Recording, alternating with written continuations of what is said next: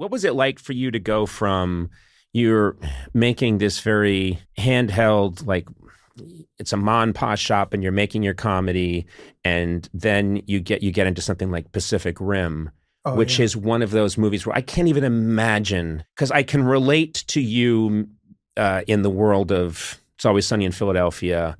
And then when I think about, and even playing a comedic role in a movie, but when I think about you in something like when that first Pacific Rim came out, and you realize, oh my God, it's such a good movie. And you realize that you're part of an apparatus that is so massive, and it's the complete other end of the spectrum from the kind of work that you were doing. And you did it really well. You were great. Thank you. Well, I think I was lucky that I got to have that transition working with Guillermo del Toro. Mm-hmm. So as massive as that movie was, he has a way of working that makes it feel, super personal and specific.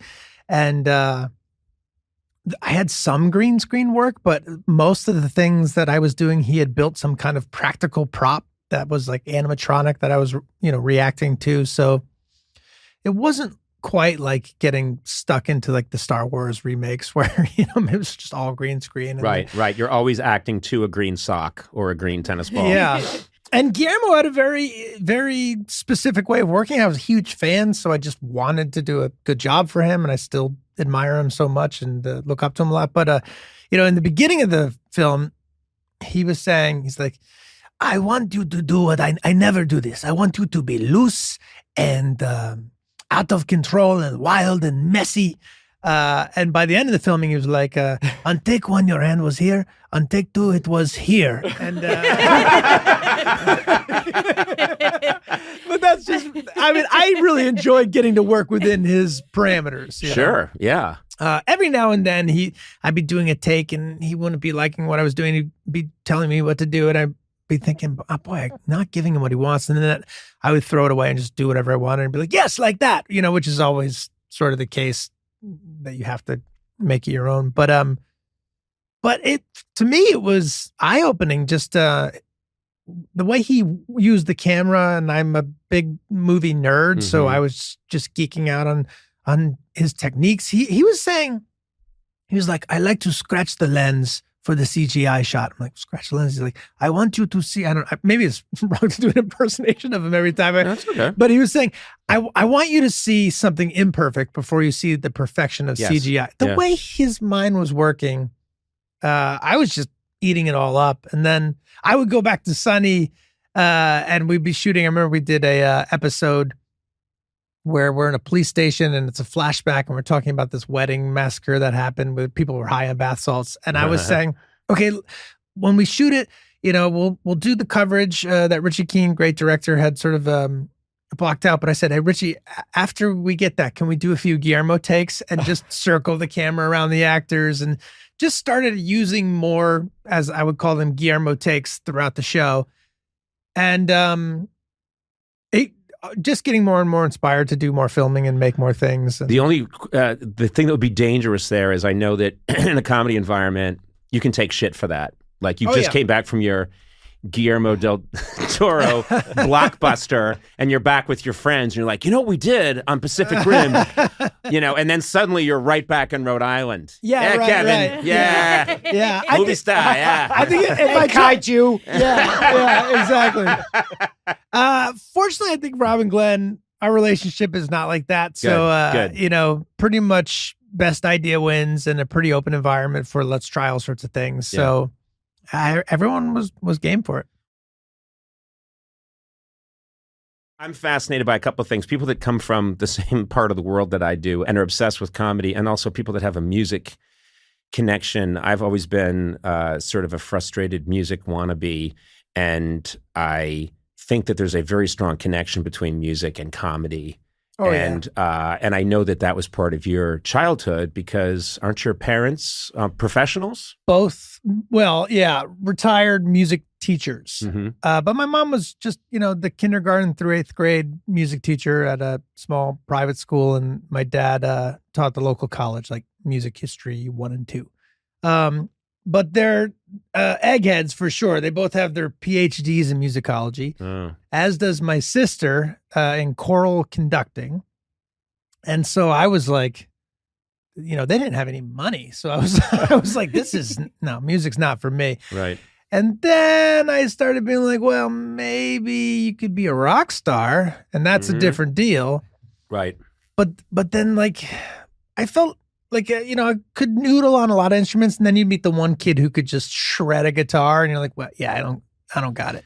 I don't got it. Yes, it becomes clear pretty quickly. My theory, and I've mentioned it here a bunch in the podcast, is that when you're a kid, you have a checklist, and whether you're doing it consciously or unconsciously, you're kind of checking out like athlete. In my case, it was athlete.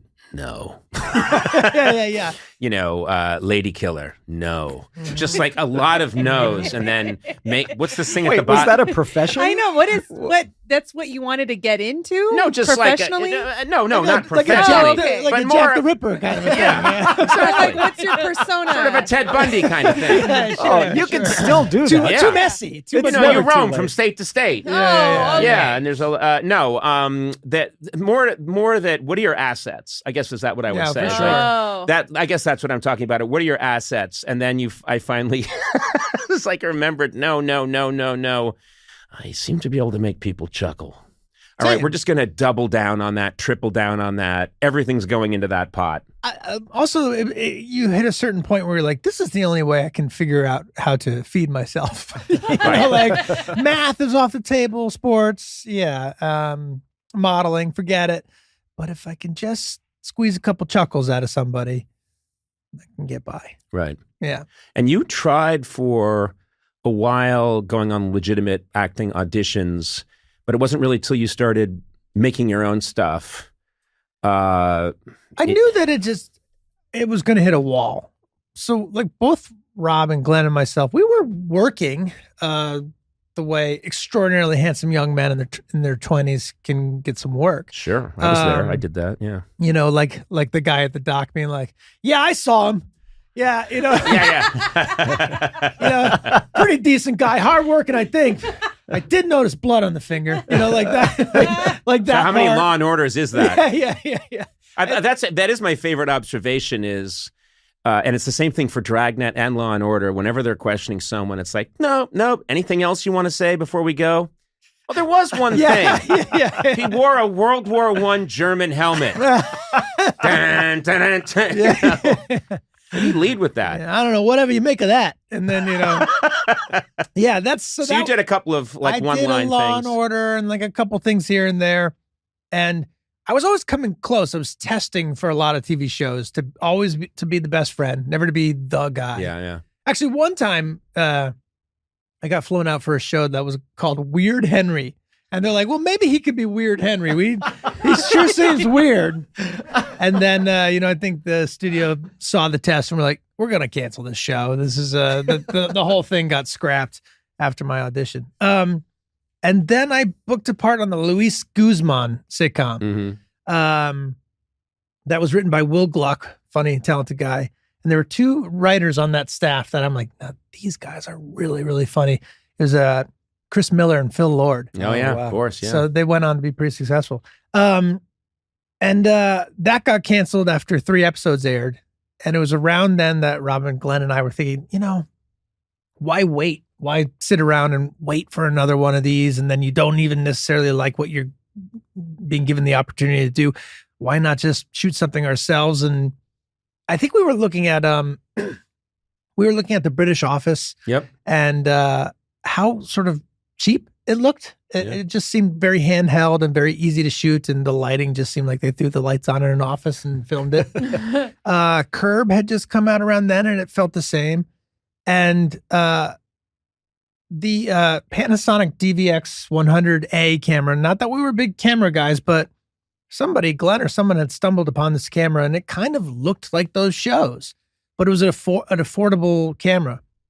So that combination of a attainable look with an affordable camera, and we thought, well, we could shoot something. There was no TikTok to just sort of throw it away on. Right. YouTube, I think, was just kind of coming onto the scene. We thought, well, let's shoot a pilot. And we made a terrible pilot, but there was a thing in it. There was something in the spirit of it that we thought, okay, let's redo it because it cost us nothing. And we had a lot of spare time. And then we said, well, let's shoot it again. We shot a second episode and we sort of handed that to our agents. So we started going around town and, or they said, let's hook you up with a big producer. And we waited forever for someone to watch it. Nobody watched it. And while we were waiting, we shot a third episode. And that third episode started to get pretty good. We started to find our voice and our timing and get a little bit better at how to use the camera. And it was the third episode that Rob had his lack of patience was amazing and very useful. He was like, I'm going to fire everyone unless we start getting meetings. And they're like, okay, we'll set up some meetings. And he took it around and pitched it. And we had an offer from VH1, I think, to rewrite it, or maybe it was MTV. And we had an offer from FX to shoot a pilot with a real budget. And by a real budget, I mean like 1/10 of what a television show is made for. But that was 100 times more than what we were working for.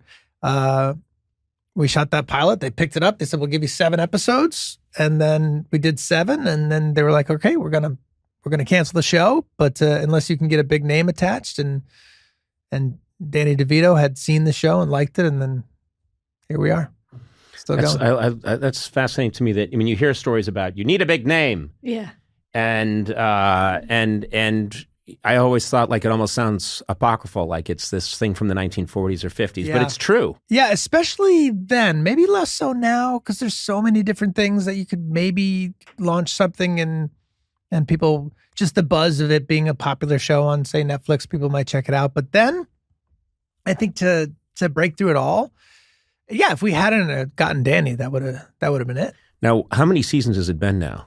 This is going to blow my mind when you say it. We just shot the 16th That's season. Unbelievable to me. And I think you've broken the record or tied the record for longest running multicam sitcom, is something like that? We passed Ozzie and Harriet last year for the longest. And they did about 1,000 episodes. Oh my God. We've done so many less. Now we're only doing 8 a year. But I think back then they were like, all right, get to work and you're going to do 50 of these, but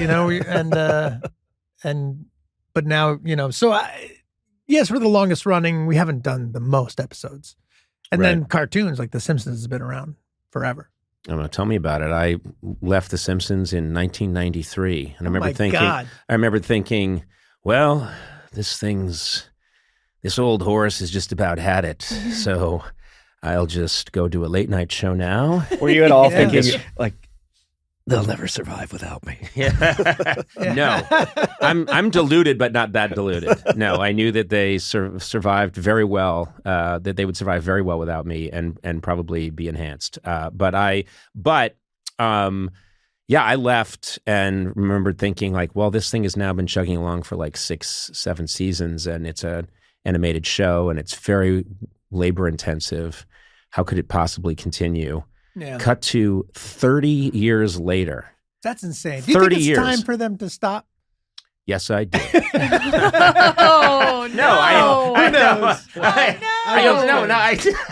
I only said that because I'm good friends with many of the people that still make it. So they know I don't feel that way. But it's really funny for me to go, yes, they should stop immediately. Have they had enough episodes for the characters to have aged a year, if theoretically? Well, it's the beauty of of course they have, right? 365 episodes? Well, yeah. Easily. They easily have. But, that's the conceit, right? They never get older. They never get older, and Mr. Burns never remembers who Homer Simpson is. And that's my other favorite. Simpson, hey?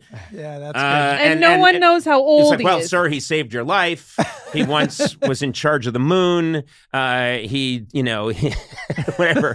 You transplanted your lungs into his once. You once adopted him. All these, it doesn't ring a bell. Which is a great, great conceit.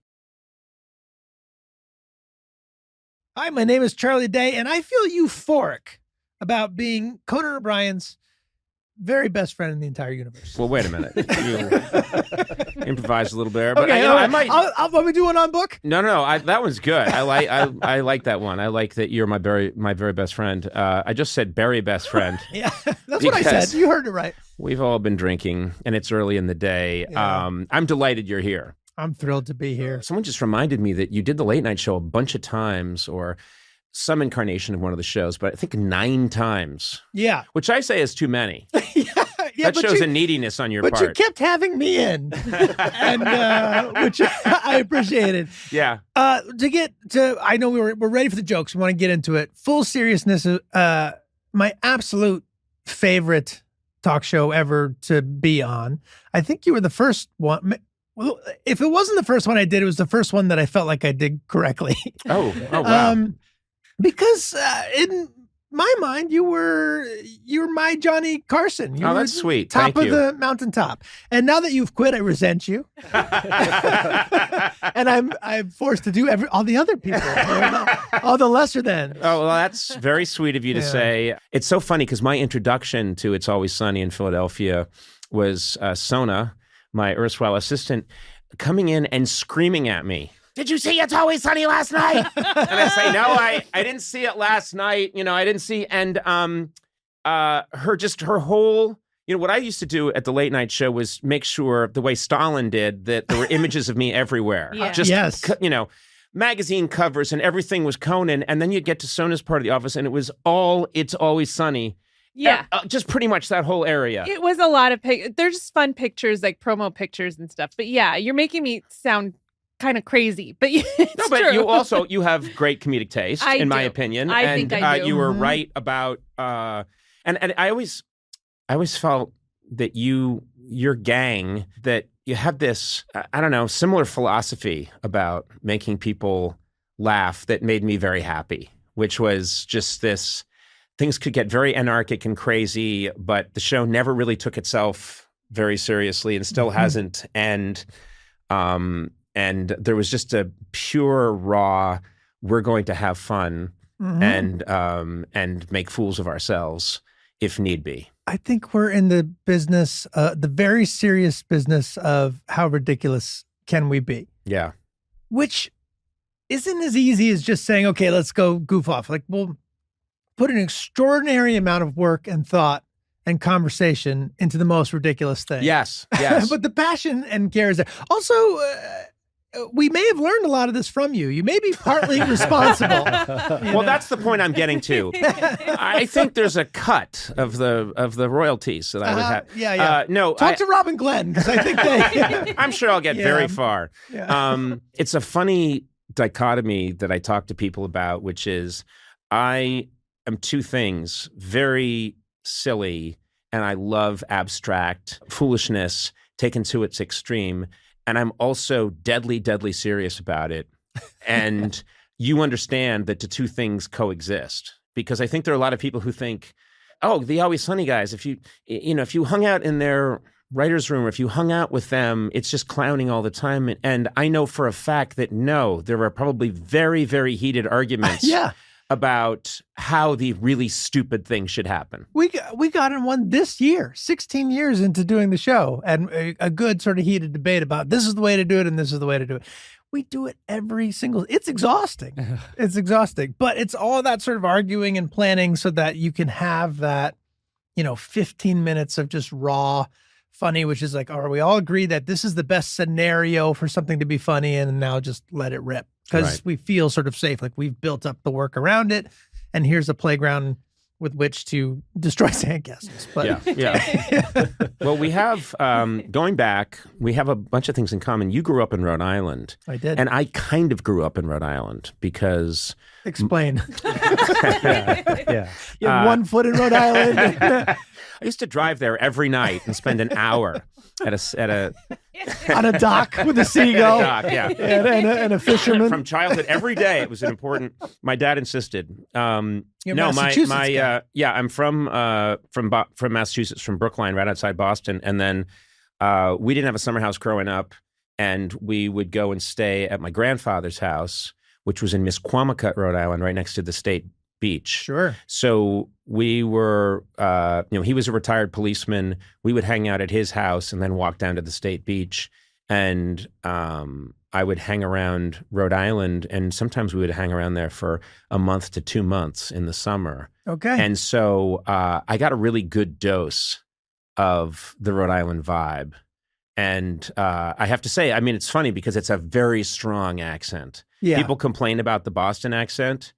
The Rhode Island accent. You start to tip into New York and Rhode Island, where it kind of mashes the two. Yeah, and my favorite is I once stopped in Cranston, Rhode Island. Cranston, yeah. Cranston, and I got out of my car to fill up my tank of gas, and I had my hat on just to try and I just want to, this is, years and years into the late night show, just going to fill up with gas. And this woman, in an acid wash jacket, got out of her Jeep and she walked up to me and she was giving me the look like, you can't hide from me. And she went, I spotted ya. I spotted ya. You're trying to hide. You think you're a big shot now, huh? Yeah. And I thought, man, that's Cranston, Rhode Island. Yeah, Cranston especially is pretty thick. I would get a lot of, I'd go home and I'd get a lot of that. One of my friend's fathers, he's a carpenter in Rhode Island, Portuguese, Rhode Island, tough as nails. And I'd start coming home and he'd say, what's up, Kevin? And I started thinking, oh no, his nickname was Peach. Is Peach starting to lose it a little bit? And then I realized he was calling me Kevin because he started calling me, here comes Costner. So just because you had success, yes, you are now Kevin Costner. Yeah. An actor to him is only Kevin Costner. Actors and acting stops. That's hilarious. Here comes Costner. Here comes Costner. I go. Should I wash my car for him or whatever? But yeah, so Kevin Costner is where actors begin and end. That's hilarious. Yeah. Yeah, Yeah, and if something's good, he has a language of his own. This guy's language is also, if something's good, it's clean. So he was like, right now he'd probably, if I saw him, he'd be like, I heard that Super Mario Brothers is pretty big. That's clean, brother. Clean. Yeah, clean is good. Clean is positive. And, if it came out and tanked, he'd be like, I saw your movie. Suspect. Clean and suspect. Clean and suspect are the two. That's the only two words you really need. Yeah. Those are both criminal terms. I know. I love that. He's clean. He's got no. Yeah, that's true. He's a suspect. Yeah. Well, that sums up Rhode Island for you. Yeah. That is hilarious. Yeah. There was something because I was in Westerly. Do you know the town of Westerly at all? And I was in Westerly, Rhode Island.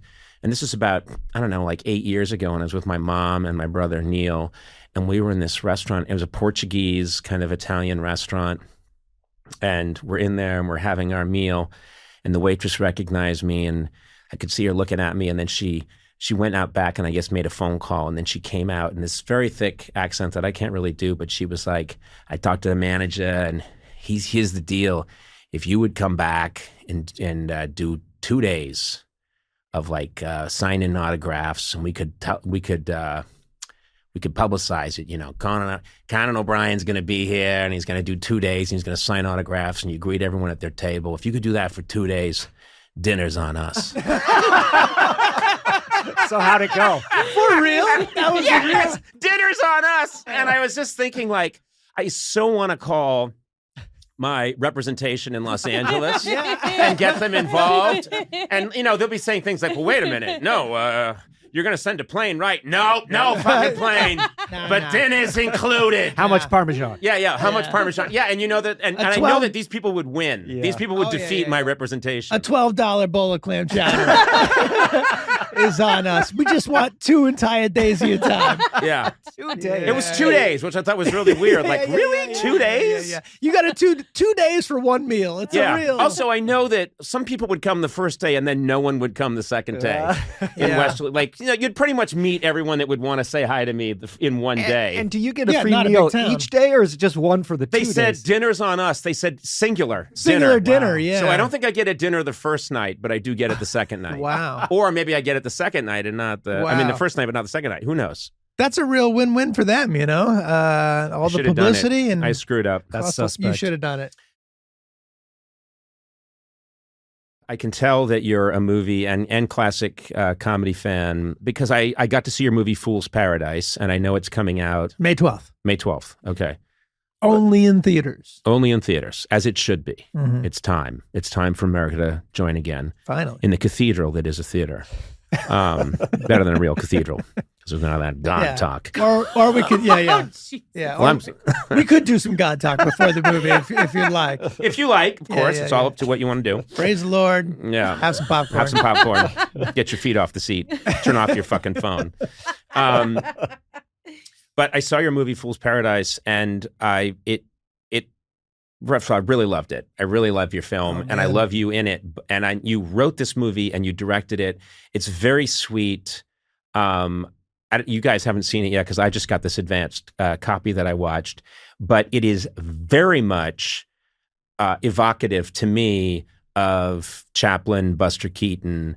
It's got a real sweetness to it. Your character you're doing that same thing Chaplin did out of necessity, and then Harpo Marx did, which is you're not saying a word, and you're very expressive, and you really are playing this person who is picked up by the Hollywood machine, and you're at the very center of it, and you're very passive. It's a little bit like Being There. And Being There, I think, was my initial, okay, could I make a movie like Being There? No one's going to do that anymore.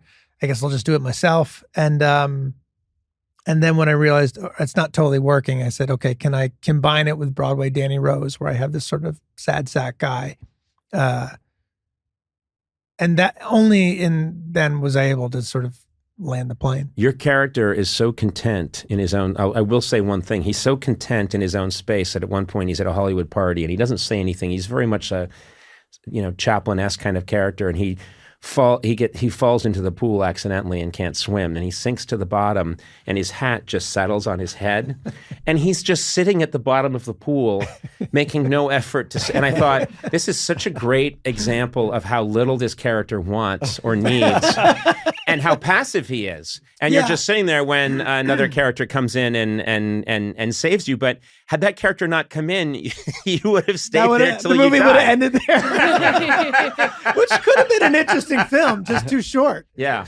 But I did an extremely passive character. And then, there's some justification, which is that he's, we meet him in a mental institution, Mm-hmm. and the idea is that he suffered some sort of trauma and we don't know what. And he has almost like the mind of a child. Mm-hmm. And, there's another doctor there who says, well, if we give him enough sort of exposure therapy, and maybe if he has a meaningful connection with another person, he can sort of break free from this sort of regressive psychosis that he's in. Mm-hmm. But it's going to be a lot of work, and it's going to be a lot of effort, and a lot of time. And the other doctor says, okay, well, what's our first course of action? And the guy says, well, the state's not going to pay for any of that, so we're going to put his ass in the first bus downtown. And then, which they do. And then the movie begins. And it's funny too, because you're parodying Hollywood but also old Hollywood, because there's so many elements of the film. It's a mishmash of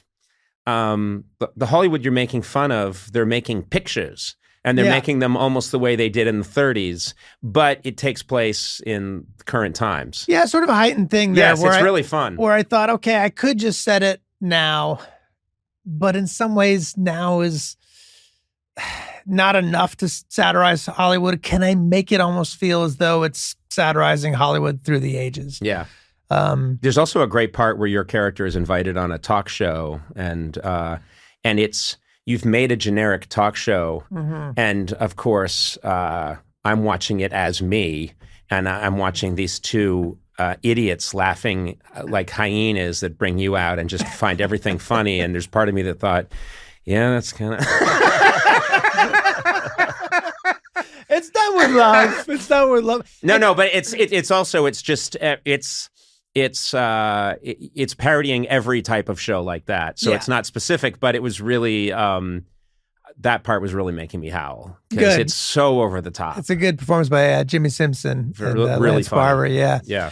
I think initially I wanted to see if I could go on a few talk shows and shoot it like that. And then ultimately I felt as though stylistically it would take you out, and then it would take you out of the movie to have like a real world person going back and forth between these fictional characters. Right. So. Also, I mean, a lot of movies do that where the character, I taped a number in my day, and then you see it all the time. And I always thought it was something I never loved doing, which was when the character in the movie briefly stops off at a talk show, and I'm there saying, "So you mean to say that you think there could be life on another planet?" And, and then it shows up in the movie theater, and it just always felt a little lame. Whereas creating a fake talk show, I thought was much funnier. Oh, thank you.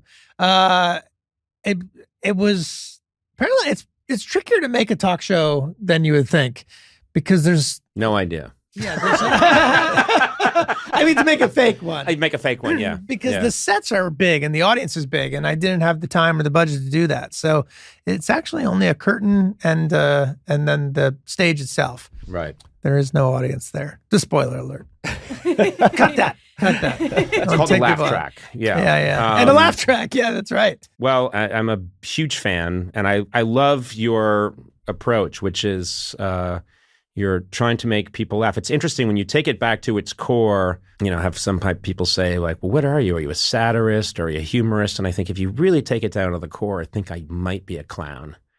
And that might just be the simplest way to put it. Yeah. And then you can dress it up, and if someone at the New York Times likes you, they call you something else. It sounds a little fancier, but at the core, it's the same impulse that I was using on a playground in Brookline, Mass in 1974. Yeah. To get kids to laugh. Do you ever feel challenged by it, as if I often think, okay, am I making too many jokes? Are there too many jokes within this movie? Do I have to be more serious? I mean, there are heartfelt moments in the movie, but I also undercut it frequently. Yeah, no, I think it's really well paced. That was my feeling, is that it's really well paced. And yeah, I think yes, there are times where I look at stuff I've done and we're in edit and I'm just like, shut up.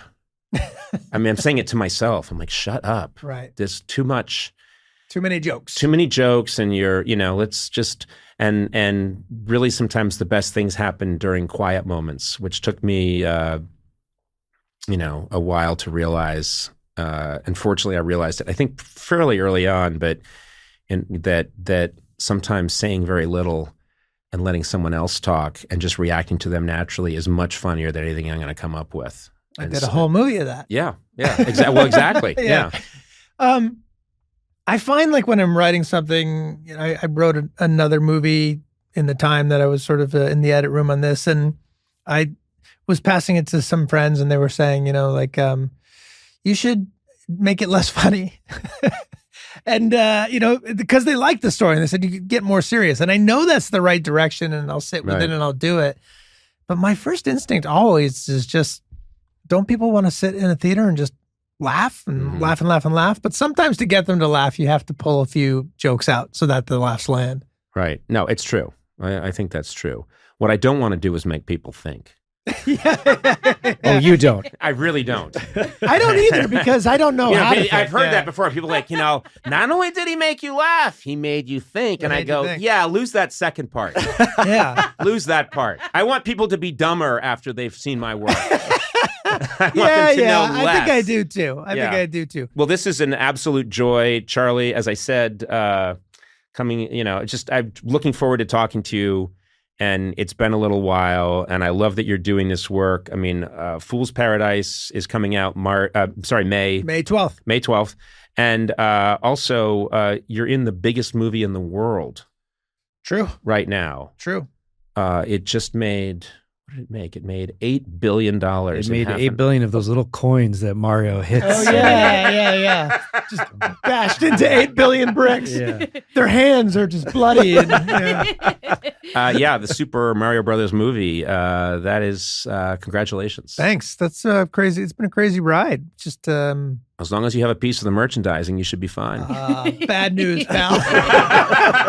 I got some bad news for you. Yeah. They paid me with video game coins. Yeah. But they make such a fun sound when they rain down. That's how they got me. That's how they got me. Well, Charlie, continued success as if you needed it, but you will have it. and you deserve it. So thank you for being here. Well, thank you. It means the world to me that you like the movie, because I do feel like you're my target audience, which is to say, like, okay. I'm like, I want like a Conan O'Brien to like this, because if the top of the comedy guys like it, then it's up to the standard that I hope it would be up to. That is really nice so of you to say. Back at you. So thank you. Hey, what's up, guys? I'm Cedric the Entertainer, and I feel short and indifferent, sometimes angry about being Conan's friend. Let's go through those. Was the first one short? Yes. I was so surprised at how tall you were the first time I met you. I know. It just shocked people. It just was like, what? Yeah. It wasn't supposed to be. No, also, people act like I've been lying to them. Yes. I never say anything about my height, but they act like, no, you came across as so small on television. So small-minded and petty. I think you had really big desk when you think about it. Yes, I did. You did. You made a choice of being in the little chair for Thanksgiving. All right. Well, I'm so glad you're here because we have a lot to talk about. First of all, you're a genius because you named yourself Cedric the Entertainer. Man. That is the smartest move anyone's made in the history of show business because no one can question it. It's like, no, it's on my tax return. I am the Entertainer. Let's go. Yeah. Let's go. You know what? And it actually kind of happened, though. It was weird. It was weird because another dude called me that first, and it was only because I didn't have a lot of jokes. I used to sing a lot and do poetry on stage, anything I could do to fill up the time.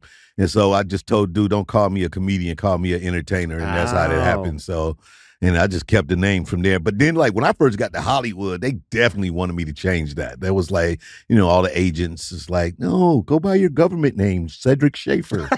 No, it's not. It's not Schaefer, guys. I tagged you for a Schaefer. The minute you walked in, I tagged you for a Schaefer. I'm like, this guy's Jewish. I know it. It's already been a hard time finding my dad as it is, but that would have been even more of a challenge. Also, I love, sure, Mom? I love, like, you go to these people for creative advice, and their advice is, use your government name. Yeah, exactly. What? Yeah, what are you talking about? I think so. I wonder what Bono would do, Yeah, Patty O'Malley. Yeah, who wants that's to hear, great. No one wants to hear that guy. I want to hear a rock dude sing, hey, Patty. Give us another one. Yeah, give us another one. Sing about the Joshua tree. But really, like, when you're out there and bored and living there in a tent, that version. Yeah. You, thing is, you are hilariously funny. First time I saw you, and you really came to my notice was, and I want to go back before that, but Kings of Comedy is when I felt like, who is this guy? Yeah. And I didn't know. And I thought that was such a great film because it featured you all so brilliantly. It showed that you still are the Kings of Comedy. It's amazing. It's a beautiful thing. Man, no, that was such a unique What year time. was that? Was that late 90s or early 2000s? Early 2000s. Okay. We started the tour in the late 90s. It was 98 was the first dates, but we didn't shoot the movie until like 01, right at the end of 2000 to 01, right in there. And so, fun time, man. Comedy was growing. The idea that shows like Def Comedy Jam had started to really put like black comedians in the forefront of like just having an audience that was our very own. So, when by putting us all together, we were able to do arenas. And there was a few people that had done, of course, Dice and Eddie Murphy. I think Martin had done arena tours, but nobody kind of did it like this, like Coachella, like you got a lot of your favorites there at one night, and so that was fun. That was rock star stuff, man. We had a blast on that tour. I also think it blew up awareness that needed to happen. It blew up awareness in a really beautiful way that you guys are a force. Do you know what I mean?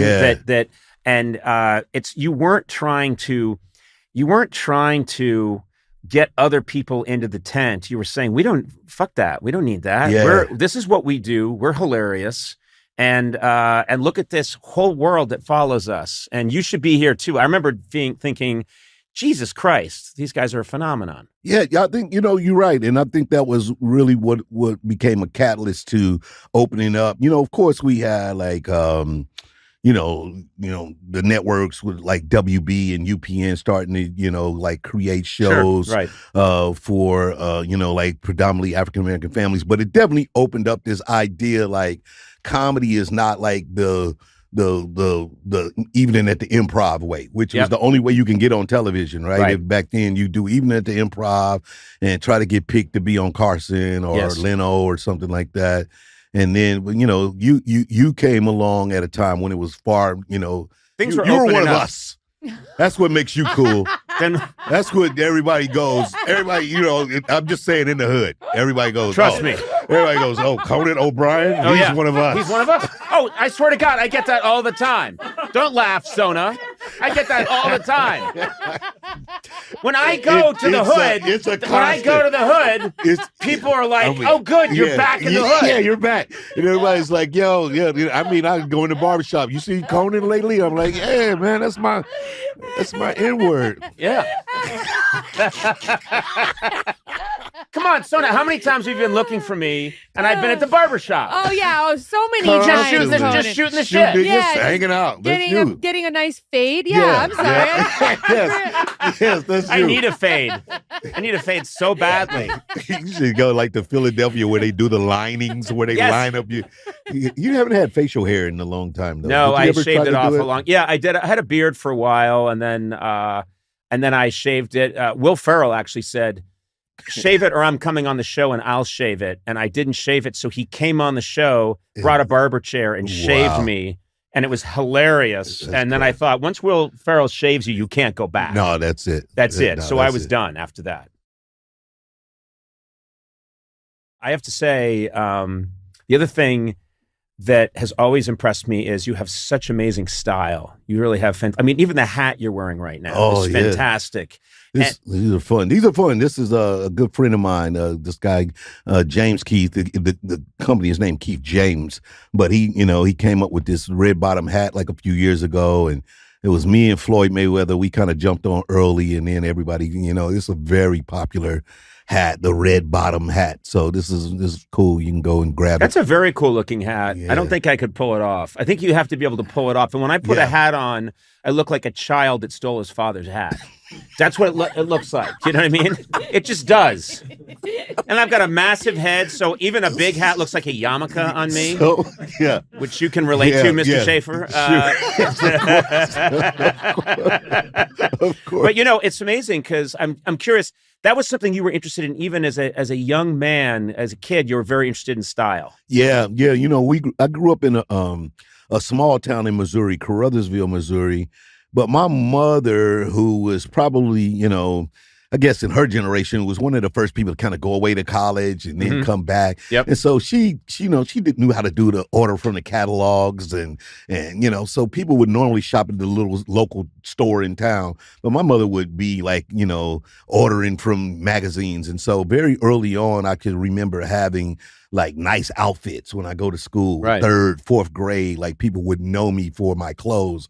And so it's not like today's generation where you got to have like the top thing, like everybody, like you got to have Jordans or these shoes. It's just like you just wanted to have something different than the other kids. Yeah. And so I think that became, a part of like my identity for sure. And then coming from St. Louis, that was another thing too. Like Midwest was very, I remember like my family would dress up on Saturday mornings to do nothing. Like you would go by and you're like, where are you going? No, nowhere. Just full-fledged, beautiful outfits on. And that was kind of the way, like people love to show off their clothes. So I think I brought that to the stage. And it was good because I think very like right after me, the kind of jeans and T-shirt thing became very popular, and I kind of like that I treat going on the stage more like a professional. Yes. Yeah. I always like, even to this day, if I'm on stage, I like to put on a tie. Mm-hmm. And sometimes I'm wearing it with a jean jacket, but I'm wearing a tie because I like to create the difference between, it's like if you get up at the altar or something in church, you want to have a little bit of that feeling of separation that I'm dressing up to go do this thing that's very important to me. Yeah. And you have to show it in very small ways. But, I didn't get, I didn't realize how much clothes could influence a person. I had no clothes. I was nude for years, but it wasn't until I was like in my late 20s. Ladies and gentlemen, Conan O'Brien. Then shrieks. Shrieks. He's not wearing anything. I can see his veins. Here, take my yarmulke. Cover that thing up. Cover your other head.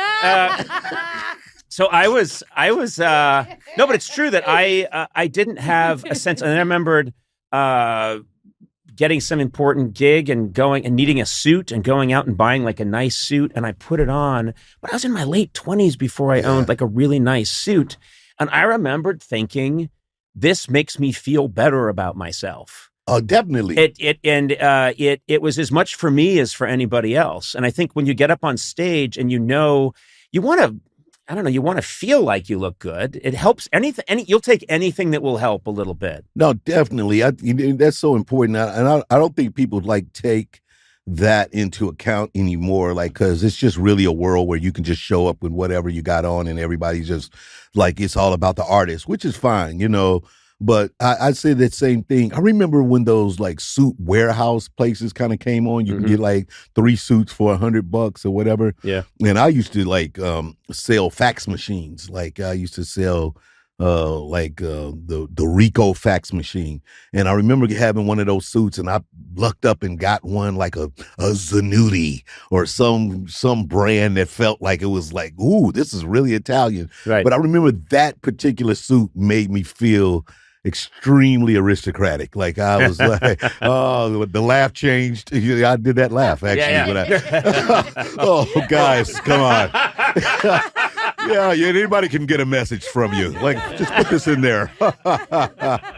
This is going to be the thing for the next 7 decades. You're gonna. The fax is never going away. Never going out. You're gonna need this. Trust me. You can own this forever, fam. You were a claims adjuster for State Farm's insurance for a while. Yeah. That was and that was. Were you good? Were you a good claims adjuster? No. Let's just get that out there. And you know, in case anyone's trying to hire you, in let's case get that out somebody's there still now. in a rental car, you know, which is probably the kind of stuff I would do. I was like one of those claims adjusters. Like, you give me any hard luck story, I'm like, okay, sure, that makes sense. And to the point that one year, a mummy stole your house. Yeah, of course, yeah, I get it. Mummies, it's been a rash. Trust me, I see it all the time. I got files just stacked up over here. You're good. But I definitely, people would start to come to me around prom and graduation time and have these made up accidents so that I can get them rental cars for their kids to drive. So, you know, and I knew that's what was going on. So they like, oh, you know, somebody ran into me at the grocery store. I'm like, okay, got it. We'll say that your car needs a 2-day thing, and go ahead, rent the Cadillac for the door. I know what you're doing. I'm going to give you an upgrade. Thank you. It's prom. Yeah. State Farm was like, no. Not cool.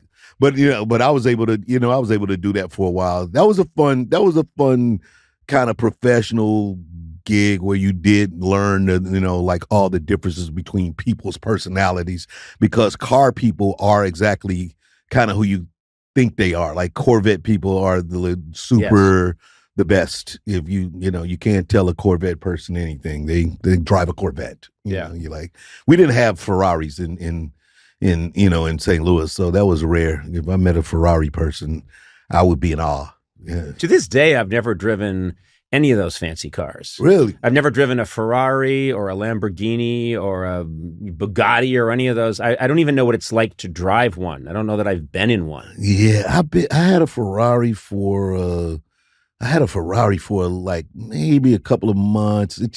It kept breaking. It was weird. I don't know. I felt like I had a lemon or something, so I didn't really keep that one. And then I got in a Lamborghini one time, and you know, it's so low. It just really wasn't made for, you know, brothers of my girth. So it was quite embarrassing. You know what they should do? They should make it's like you pull up in a $300,000 car and then got to do some kind of drop and roll. All righty. The valet is like, yes. Thank you. Hey, 9.8.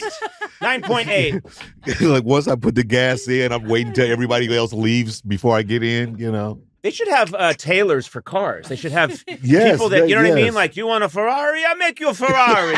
And they measure you, and then they get you that slightly wider, rounder Ferrari. I love Giuseppe. I love Giuseppe. That's who's making the Ferrari. You like a Ferrari? You like a Ferrari. I make you a Ferrari. Giuseppe, thank you. Thank you, Giuseppe. For you, Mr. Entertainer, anything. But of course. I got to ask you about a friend of yours, Tracy Morgan, because he's a friend of mine as well, and I know you've worked with him on The Last OG, and it's just, he's this guy who if Tracy wasn't famous, I couldn't explain him to anybody. Is that right? True. I just talked to Tracy the other day, so I called him just on some random, hey, bro, checking in, And he just goes like you've been having a conversation. Said, it don't make no sense, It's just the way that it is, Yeah.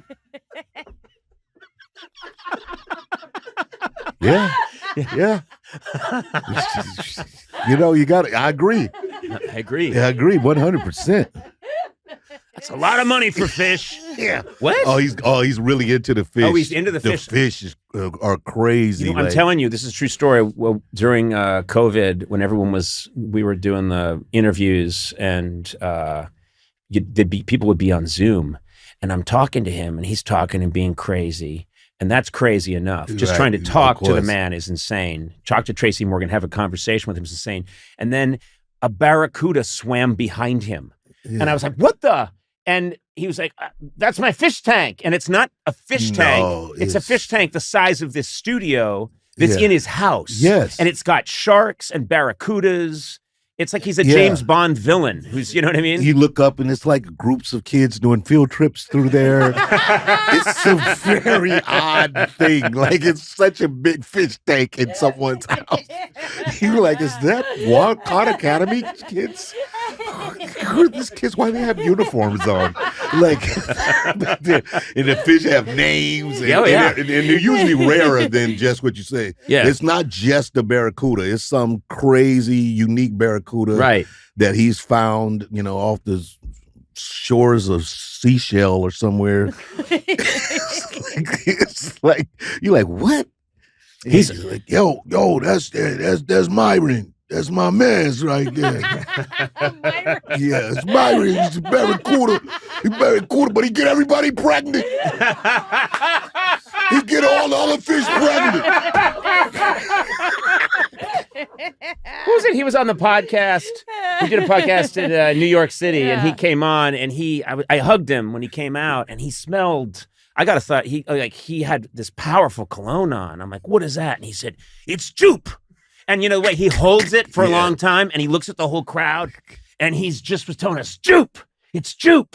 And he made half the segment about Jupe. Yeah. And Jupe was delighted. Yeah. Because no one's talked about Jupe in a long years, time. Exactly. Yeah, but he gets into something, and he can make... Yeah, you can barely get that in the middle of the mall nowadays. I don't even know. Well, they sent us a crate. He sent you a bottle. Jupe is still a classic. Bottle. It's a classic, though. It's one of those ones like Chorus and Jupe and Lagerfeld. Those were the ones when we grew up on smelling great and groovy. Yeah. Obsession. I put a little on and didn't say anything, and I went home to my wife. Yes. And come on, man. No, it didn't go well. Of course not. She made me check into a hotel. Yeah. You're not a cologne guy. I'm not a cologne guy. Yeah. I have my own odor that's tough enough. I smell like onions and fear. Conan O'Brien Needs a Friend is brought to you by T-Mobile. From listening to your favorite podcast while driving cross country to listening at home, T-Mobile helps you stay connected. I wonder what people's favorite podcast is. Oh, I've got some ideas. Actually, it's one idea. Yeah. You'll figure it out. T-Mobile is America's largest and fastest 5G network. You can have seamless video calling. Oh, that's good. Streaming your favorite podcast. I'm not going to say which one it is. Yeah. Downloading apps, games. Boy, you know what a gamer I am. You're such a gamer. Play Starbursters. Yeah. Or Realm of Xanos. You can watch your favorite TV episodes, classic Conan, new Conan, old Conan, mid-season Conan, as long as it's Conan. Oh, no. Find out more at T-Mobile.com/network. Fastest based on media and overall combined 5G speeds, according to analysis by Ookla of Speed Test Intelligence data for Q1 2023. See 5G device coverage and access details at T-Mobile.com.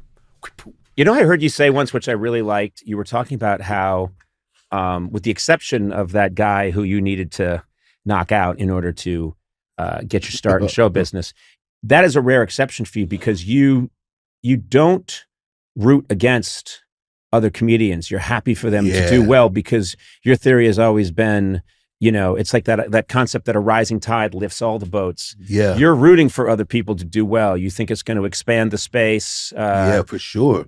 I think, you know, I mean, because, you know, creativity is definitely that. Like, if you're around creative people, I mean, just like this vibe, you know, like the energy lifts up. You start saying things or doing things that you would never have thought of before. So, you know, it's great to be around like people that are that they can be young or older, but they bring in a good vibe and good energy. Then, you know, that's usually going to inspire you to go higher, you know? So that's why I like that. That's why I kind of love that attitude of like when people are killing it or they bring something new to the game or something like that, you're like, yo, let's go. I like that. You know? Yeah. I think that's a great attitude. I'm going to pretend to have the same attitude. I like it. No, I really do. I like to root for people. And it's just like in the time that I've known Kevin Hart, he went from being, you know, this guy that would come on our show to, I think he's basically has the gross national product of like a fairly well-to-do country now. Yeah, you know, like he's everywhere. He's in every commercial. He's in every single commercial, and they just switch out what he's holding. He doesn't even know. They take out one credit card and they put a different one in. But he has such a positive energy, and I always get energized when I'm around him. Yeah, because it's coming from a good place. He just. This is what he loves. That's what's so great. I think that a lot of people too, like Kevin literally is one of those people like you go, you know, he's the same person as when you kind of knew him back when. Yep. You know, even though he's like extremely successful and really rich, he really is very approachable and regular dude. And he'll go right into, wait, what did you say? That's bullshit. Like he's right there and connected. Yeah. He starts giving me shit about like what I'm wearing immediately in this very friendly, in touch way. Whereas as we all know people that have hit it and then something happens. It's like they go behind a bubble forms around them. Oh yeah. Yeah. I mean, it seems to be less of that. I guess probably nowadays with, you know, with social media, the opportunity where people kind of know you a little bit more. But I think you're right. I think that it used to be being a star meant you had to be a little more reclusive. You had to give off this persona of I'm kind of other than, you know, I'm a little bit more than the average person. But now I think, you know, if you do that to somebody, you know, like at a damn Starbucks, then, you know, you big time them, then, you know, they can light you up all day on, you know, and next, you know, it just starts a wave. You're like, no, I just didn't see you, you know. I had my sunglasses on or whatever, but you know, I think you gotta protect yourself as a human being. Like, you know, I was always one when my kids were little, and I was a stickler for, you know, like making sure that people understood I was with my children. Like, let's try to get at some merit, guys. Like, it's not that I don't want to take pictures with you or, you know, but you know, I'm with my little kids, right? You know, I'm not gonna. I find that mostly people respect that. Yeah. For the most part. And if they don't, that's telling you something about them, right? Yeah. Exactly. But, you know, you're the target, you know, so that's the hard thing, you know, until I turn the target on you. Jesus, what happened to you? Huh? You totally switched. Yeah. You all right? What happened? Yeah. You off your meds? Yeah. I was thinking about you today. I'm obviously very excited that you were going to come in and talk, because every time I talk to you it's a joy. But there was this quote that I came across that really resonates with me, and I'm sure you've heard it, but it's Aaron Paul, and he said that you're one of the most professional people he's ever worked with, but you're also the most immature person he's ever worked with. And I thought, there is something about you that beautifully is able to contain both. And I believe that. I like to think that I'm professional. I'm also a complete fool. And somehow I think it's possible to contain the two at the same time. Is that making sense to you? I think so. I don't think they're mutually exclusive. I think you can be sincere and have the things you want to set up in your life and enjoy it. Don't take it too seriously. Don't feel you're entitled to anything. You're very lucky, and I think if you flow with that, you get a chance to have fun and goof around. But I think I think it depends on how you were raised and the principles that you stand by. I really do. I think it's I tell actors all the time, get your personal life in order. If you really want to be an actor, you have to get your personal life in order so that you don't flake out. If you get your first job and you have a nice big paycheck, don't go blow it on something. Put it away so that the more it will sustain you. Later, so the longer you can be an actor, and make a living at it. That's so fascinating, because I think there are probably a lot of young actors out there that think the other way. They think, there are people that think, in order to be a great artist, I must act like a maniac because the tail wags the dog. Well, it doesn't. No. You just need to be good at what you do, at your craft. You need to keep it together. But I think there are a lot of people that don't think that way. You know what I mean? That think, I'm in my 20s, I'm starting to make some money. Gravity is starting to lift. Everyone's treating me really nicely. It's time to fuck up. Well, it's like, especially with men. Men are just boys that can shave. Because wow, you really, I'm going to take that one on the road. Yeah, you really got to Sona on that one. Sona, how's the marriage? It's great. It's so funny. Yeah, it was true because we're very we're stimulated physically. We see a car. Oh my God, look at that car. Yeah. We see a beautiful person, male or female. Is, oh wow, look at that. Look at these things. Look at the gadgets. And we sometimes act upon it. We look as a boy. Oh, I want that chocolate. I want that thing. And as men, you have to look at it and go, I want that chocolate, but if I grab that chocolate, I'm going to feel such and such after. I want that woman, but I am married and I need to not do that. You have to think of consequences behind every decision. That's basically the difference between a man and a boy. Yeah. It's funny because it feels, I know that I've known Bob Odenkirk forever, and he gives you a lot of credit for helping him when he was starting out in his role on Breaking Bad. And he said that you were very good at telling him, you gotta know your lines, you gotta hit your mark, you gotta do the work beforehand. And that was your introduction to acting for him, was you gotta get your shit together before you go out there. Uh-huh. And it's I've heard all kinds of stories over the years in this business, mostly behind the scenes, about very well-known actors that don't do that. They don't know their lines. You'd be surprised. Yes, and they're hanging out in their trailer for a while, and they're not just doing the work. And I think one of the times that we spoke, you had so much pride in the fact that you've been a working actor really your entire life, for the most part of your life, and that you have, and it's such a nice way to break it down, because we can all get existential about our career or where are we now. You're working, you're making things, you're paying your mortgage. It's a great way to, I think, kind of simplify it. Well, look, if you're lucky enough to be in a business that you love to do, a creative one, mm-hmm. and you make a living, I don't want to hear a complaint out of you. Exactly. I don't want to hear that you have to be here at 6 o'clock in the morning. We're acting. Look at us. So every job that I work on where I lead the cast, I try to set that example so that I don't want to hear any complaints from anyone. Mm-hmm. There's enough artistic frustration within. A joke's not landing. This is not working.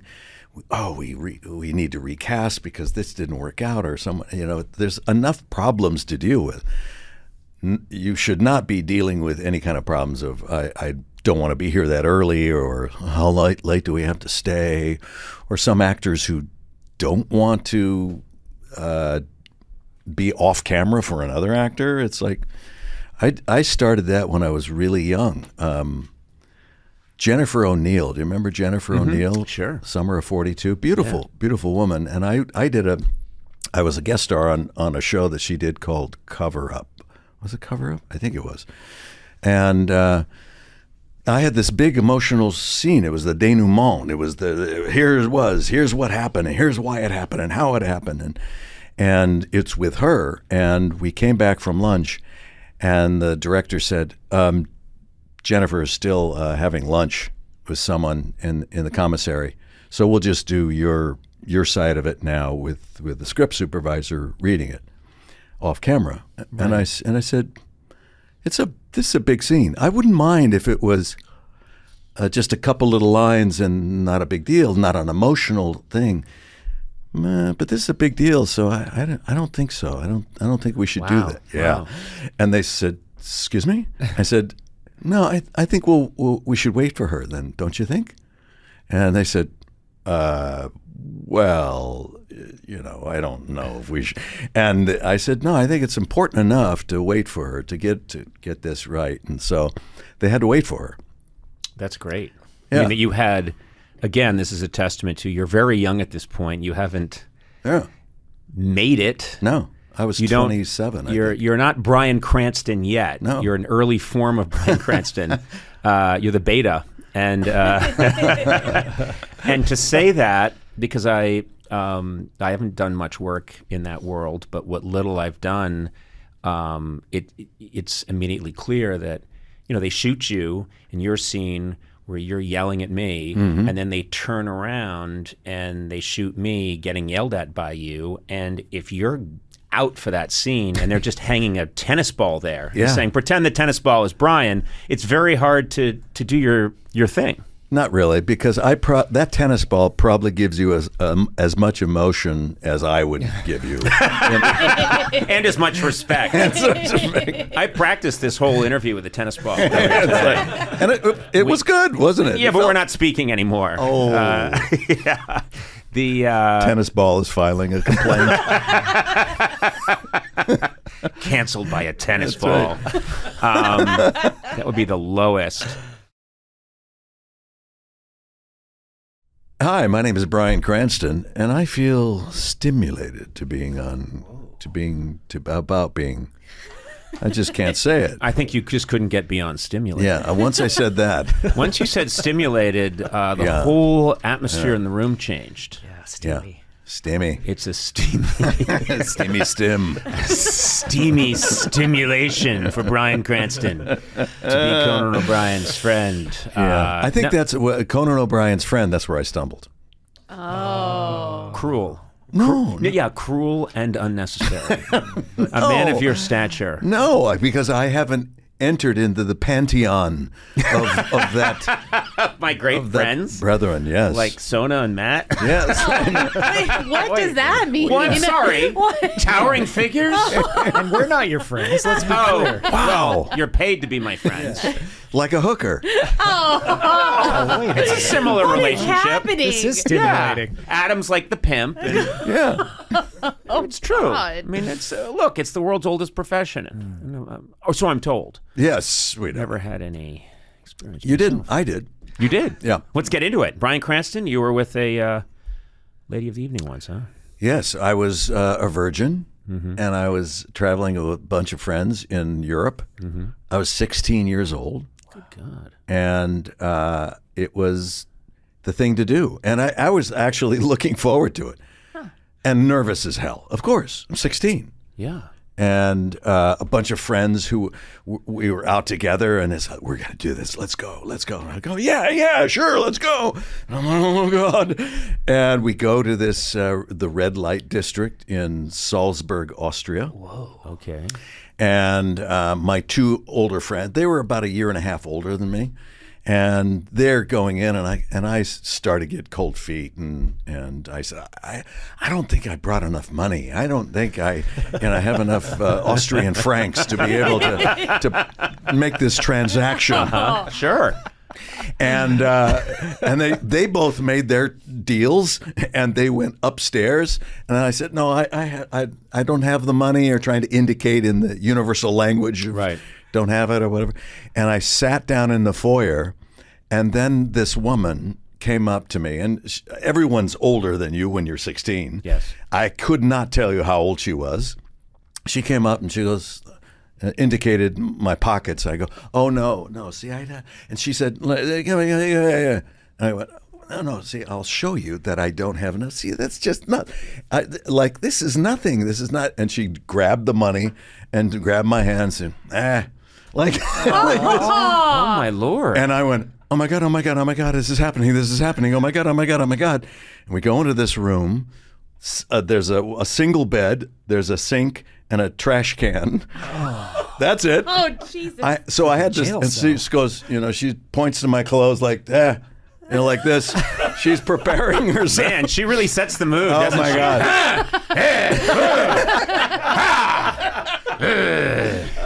Yeah. My penis would be up inside my body at this point. It would have retracted into my left lung. It would have its little arms crossed. Yeah. Coming out! Oh, you're a woman. No, I swear. Yeah, so then I had to stand up while taking my clothes off, and I put it on a hook, and she goes, come on. And I knew, it was like, oh my God, I was so nervous that I didn't really feel anything. I was just, my brain was on fire.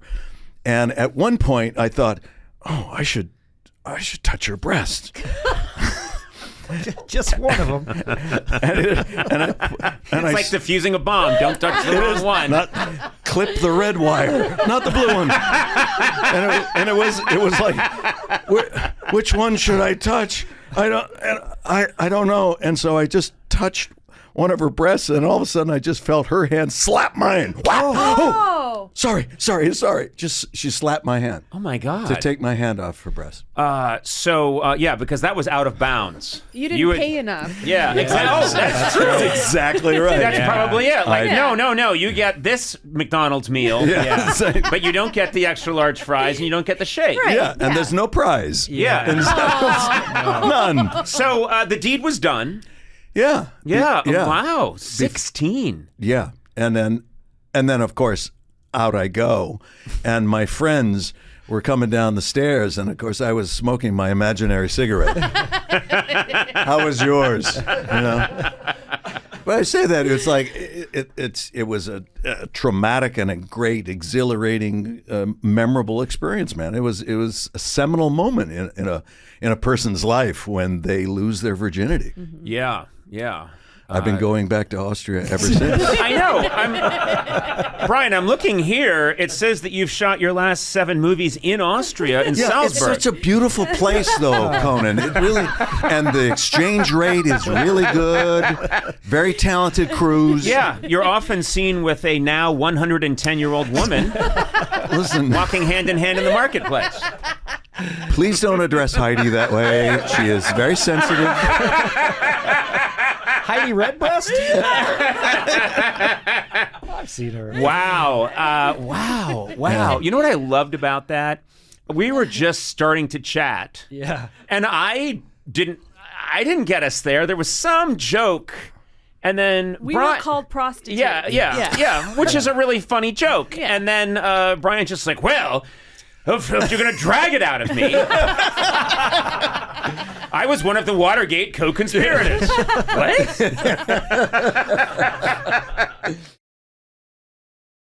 I was able, through my connections in the biz, I don't know what biz, actually. I shouldn't have said that. Biz? Oh, it's biz. I never Podcast said biz? that. What? No. It's an accounting firm.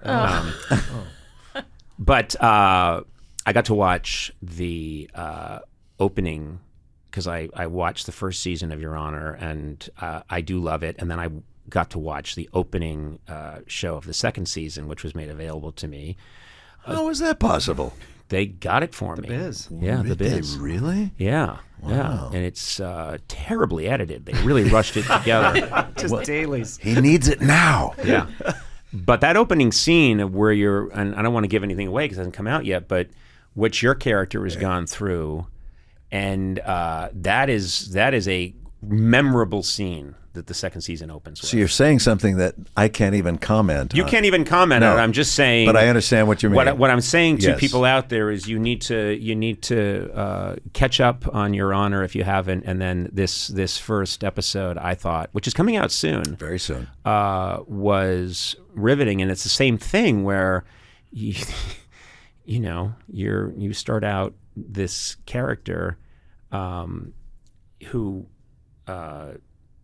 It is a little bit evocative of stuff you've done before, where you're starting out in one place and then we're seeing your character get pulled like a piece of metal to the point where it's a wire and it's quivering, and you think, is this going to break? Is this going to break at any moment? It's just That's really a very descriptive way of putting it. I like that. I was a metallurgist for a while. Yeah, I guess. Yeah, and so Matt will tell you all my whenever I make any kind of illusion at all, it's usually it's like when you take copper, Yes. and you pound it, and then you apply, some cold water. Yeah, he only knows acts metal as- and analogies. And it it's- acts as a conduit to. To it, Yes. and then you can access other. It's a little like brass. Yeah. Conan it's moves. insufferable. Yeah, it's terrible. Yeah. I apologize. But kids, study metallurgy, and then you can get into comedy. You are the verdigris of my. Yeah, It's fun. The people at Showtime are just enormously supportive, and they gave us the tools and the time to be able to create this second season of Your Honor the way, frankly, I wanted to do it. Yeah, it's great too because my favorite shows are the ones where it's not always clear who I should be rooting for, because there's it's a way that TV has, I think, improved so much since the TV. When we were growing up, television was good guy. Yeah. Uh-oh, the bad guys are coming. It's getting tense. Good guy wins. Credits. And I think obviously we've evolved to this place where people that I understand their motivations, I like them, but I'm also horrified by what they're doing. I'm not sure I agree with all these choices, but I understand why they're making them. Yeah. And I think that we've come a long way since Happy Days. No knock against Happy Days, but the old formula was nothing can ever change. It was stasis. The Fonz is always the Fonz. That's right. Richie's always Richie. And this is how it is. Yeah. And that's the way people find comfort in that. And there are still procedurals that people do find very comfortable. They are presented with a problem that our hero is going to solve by the end of the episode, and they do. I don't particularly find that very entertaining because it's so kind of black and white. Yeah. But it's the serialized shows that go deep into it. And I think younger generation, the generation now that is coming up, graduate from college or whatever, they're far more sophisticated and they demand more in their entertainment. Yeah. And you cannot serve them the same old dish that they had before. They won't take it because there's so many options to them. Yeah. You have to rise to their level of expectations. And we were fed pablum in those days. It's like this is what you have. It's Hawaii Five-0. And it's that driving music, and it's like, oh, something exciting is going to happen, and then it doesn't, and it's like, oh, okay. Well, the other thing is, it was. I sound like a guy describing the Great Depression, but because I didn't, by no stretch of the imagination, did I had a difficult childhood. But there were 3 networks, And so there was very little competition. They were all pretty much making the same stuff. And the third place network was making a fortune. I mean, there was no such thing as losing money because they were the only games. And there's ABC, there's CBS, there's NBC. And then it's quite a while later that like Fox shows up. But when that was it. Yeah. And so you often watched things because the reception was pretty good. Yeah, that's exactly. I'm getting this channel in. It's pretty. What are you watching? Oh, it's a Catholic mass. That's right. You sure you don't want to? No, it looks good though. They're doing the communion ceremony, so let's check it out. But the things that we would watch just because it came in, and I take shit for this sometimes because I go after the show Chips, but when I watch one of those now. And I'm looking at all the logical flaws. I did an episode of that. Did you really? Of course I did. Who were you? And what did you do that needed the intervention of some motorcycle cops? I was a newlywed, and they don't give you much time to create a character. What? What are you talking about? You were Guy on hang glider. They said this newlywed Southern couple, and so I was talking like this. Yeah, I mean big. Baby, come on, baby, let's drive fast. I've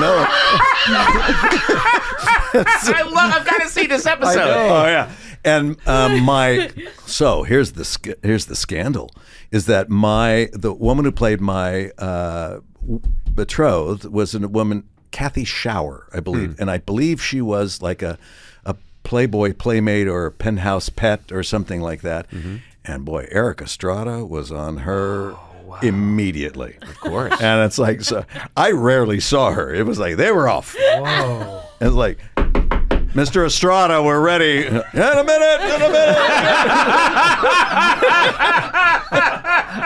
Oh, God bless the late 70s and early 80s. What a wonderful time. Oh, my God. I don't mean to imply that and impugn her integrity as a human being. No, they were going over lines. Yes, totally. That's right. That's hilarious. No, but I often use that as an example of that's TV where there's not much competition. That's how it always felt to me, meaning... What's happening this week? Well, there's some jewel thieves, and they operate on the highway. Why would they? Don't ask. Yeah.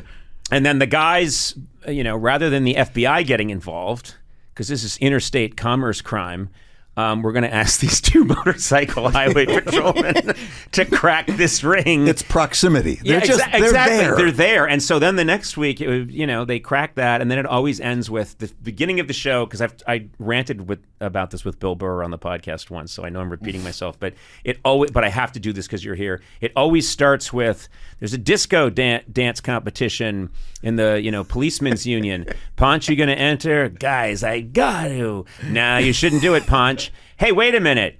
It's time for the meeting. There's some jewel thieves on the highway. Ponch, John, get on it. They do that, and then at the end of the episode, they're slapping the cuffs. I can't believe you caught us. Hey, Ponch, you better get going. You're right. Well, you can't tell by the way I use my walk. I'm a woman. And Ponch dancing, and everyone's like, yeah! Freeze frame. Freeze frame, right. And then next week, there's going to be a hang gliding competition with a bunch of bikini-clad girls. Yeah. But first, someone's stealing Renoirs on the highway. But Bill gets mad. He's like, I love that show. And I'm like, no, Bill. Hey there, welcome to Conan O'Brien Needs a Friend. Slightly different situation today. I am in New York City. I made up a name for it. I call it the Big Apple. Just came up with it yesterday. And I'm sitting here with David Hopping. How are you, David? I'm good. Happy David, to of be course, here. grew up in a cornfield, completely unfamiliar with the city. Yeah. But it's overwhelming for you. He keeps looking up at the skyscrapers, clutching his cardboard suitcase and saying, "Garsh." How did they build them? They're so tall. Yeah. Anyway, he said they're like silos with windows. And I said, just take it easy, David. You'll get used to it. And this is nice. We have a connection back to L.A. with my perpetual chum for life, my ride or die buddy, Hell yeah. Sona, movsesian. No Gourley today because he's off at a, I think, what is he doing? He's at it's like a festival where everyone just looks at their old 45s. Is that what he's doing? Wait, is he at like the Renaissance Fair? No?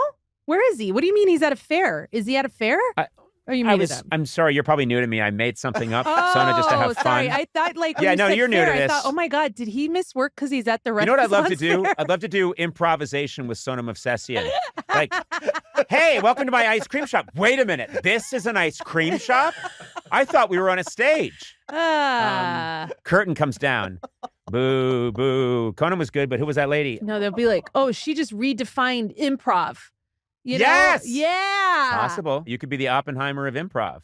Oh, Just God. say, like, what are you talking about? This is not, no, we're on a stage. This is not an ice cream shop. Yeah. Audience, she just blew through my mind, man. Or I could say, like, can you list all the flavors for me? And then it just derails the whole sketch because you're just like strawberry, vanilla, chocolate, Rocky Road. Hey, you're good at this. Rainbow You're a good sherbet. improviser. I'm out. Okay. Mint chocolate chip, Hazelnut. pistachio, hazelnut, Yeah. coffee, coffee with chocolate chip. David has one corn flavor. Good one, David. Was that your impression of Corn me? flavor. Why do I I sound like corn flavor. why do I I'm sound going to like go a see the robot? Broadway show Smash. I did. I went Yeah. last night. Yeah. Yeah. Was it much like the TV show? It was, yeah. Okay. Wow. There's so much he's not saying. Anyway, what's that, Sona? Do I work out? Yes, I work out. Oh, I didn't ask that. You did? Are you working out when you do work out? Like, do you go to the gym when you're Not on as the road? much. I've been too busy. There's been a lot to do. And Oh. so that my schedule gets thrown off. Well, it feels like you could And squeeze in then, like a half hour workout if you really were serious about it. What?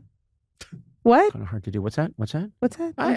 You're right. I gotta get to the gym. I gotta get to the gym. People, when they Fold meet it. me on the street, they expect me to be jacked. Sona, Yeah? we've got a big show today. Big show. We got a really big shoe. Remember Ed Sullivan? No. Okay. Can we put crickets in? Oh, wait. Sorry. We're improving. Yeah, I remember when I used to watch Ed Sullivan as a kid and we had a big shoe. I remember that. Yeah. There Good you improv, go. Sona. Remember the time you and Ed Sullivan went to that ice cream parlor and you got strawberry, vanilla, coconut, pistachio, hazelnut, creme de caramel, Oreo crunch, vanilla flipple, sab dab jabba dab, Flipple? habba bada boo. Okay, Sandler came You in. suck at improv. What's that? Greatest man who ever lived? Thank you, no, Sona. I said you Okay. suck at improv. You're welcome. What? I can give you notes. I'll give you notes. It's all right. You know what? You should My do the guest intro. today. What? What's that? My guest today. You're the worst. Why are we? You know what I love? Whoever invented the technology that allowed us to talk in real time to Sona in Los Angeles, it leads to this. They think, oh, this will be amazing. People will be doing surgeries from across the coast. No. Two This is better. idiots are going to be talking over each other. What's that? Huh? What's that? No, I knew you were, but what am I? Blah, blah, blah, blah. I'm rubber, you're glue. My guest today is a writer and actor who stars in the new movie Nobody 2. He is a very old friend of mine, and it's really meaningful that I get to talk to him today. Thrilled he's with us. Bob Odenkirk, welcome. I'm here in New York. I went last night to see your guys' production of Glengarry Glen Ross. Blown away. Really fantastic. Michael McKean is in it with you, Bill Burr. Who are we talking about here? Oh, Kieran Culkin. Kieran Culkin, Donald of course. Weber Yeah. Jr., Howard Overshaw. I mean, really. And John Puricello. It is just a spectacular cast. And I mean, all of you were great. It was really special for me because, to anyone who doesn't know listening to this, Bob and I met in 1988 when I first came to Saturday Night Live. And immediately we realized you and I have a weird twin language. Yeah. We're two complete left brain weirdos who are cartoonish and silly. And so Bob and I would just hide in an office and talk gibberish to each other. Oh, see, that's why I called your producer about today. I was like, Yeah. what does he want to talk about? I know. No. Well, I want to get to a bunch of things you're Because I doing. thought this would just be gibberish. No. And I have a weird thing. I've had so much fun doing podcasts with friends, David Cross's podcast and things, and letting it devolve into gibberish. Right. But there's something weird, Conan, I've been feeling about like not wanting to do that in public anymore. Yeah. Well, it's called you don't want to be medicated by the state. You know, you don't want to be taken away, and I understand that completely. No, but something you know what it triggered for me last night in a nice way was you and I had this.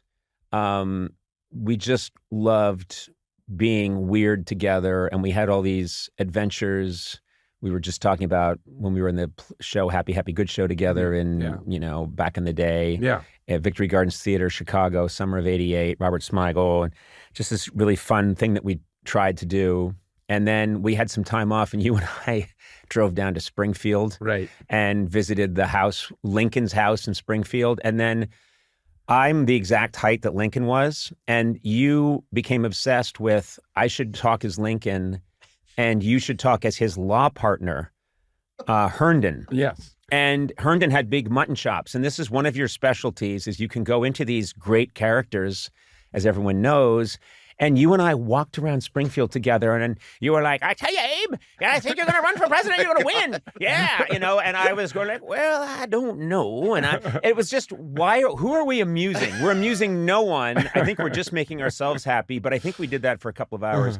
Last night was special for me because you're in this, I mean, I'm so glad it's been acknowledged. You got a Tony nomination playing Shelley Levine in this classic David Mamet play, and you killed it. You absolutely killed it. And it was so, because I flashed back to, wait a minute, I remembered, I think in 1990 or 89 or 90, you did a one-man show called Half My Face is a Clown. Yeah.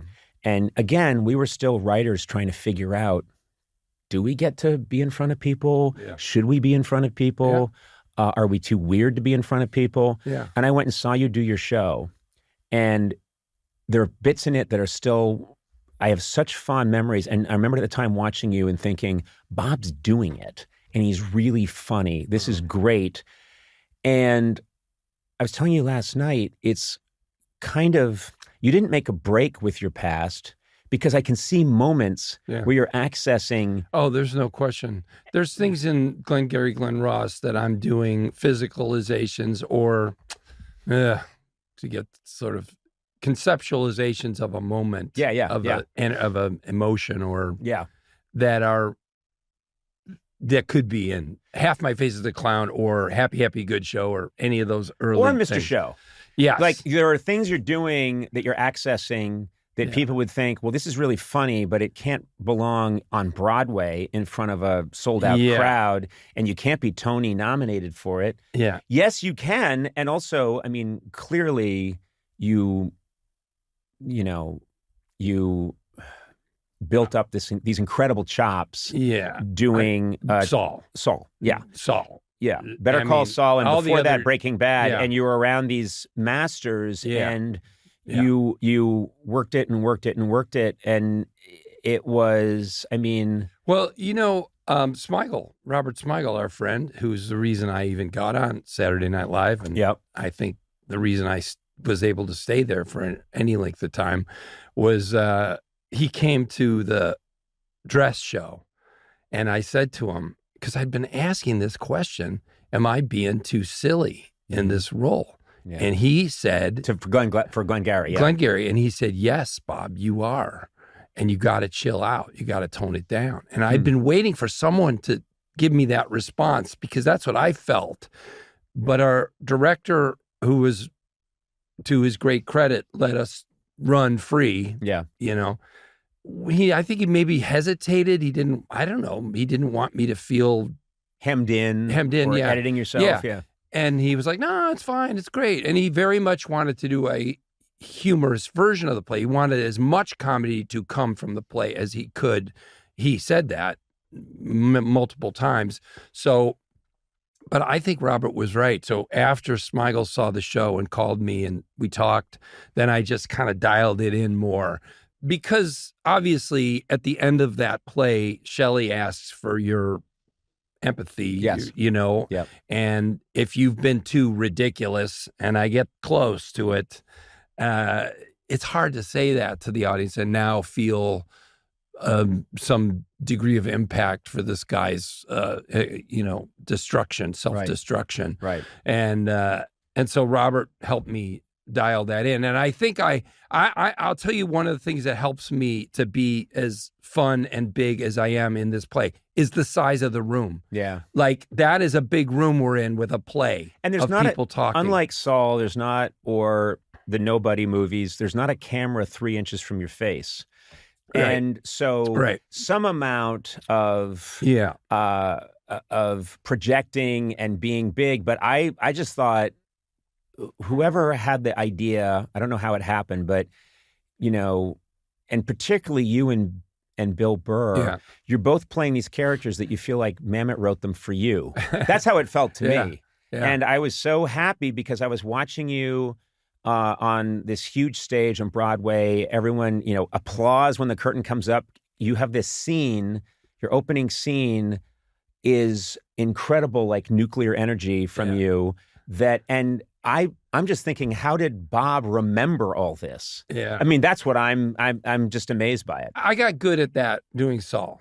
I mean, Saul taught me how to learn a script. Yeah. And I had no choice, and I was so scared. And Conan, I lost my voice out of sort of stress. Yeah. The first week of Saul, and Ray Seahorn was so great, and we spent so much time together, she and I, and she really helped me through those early weeks.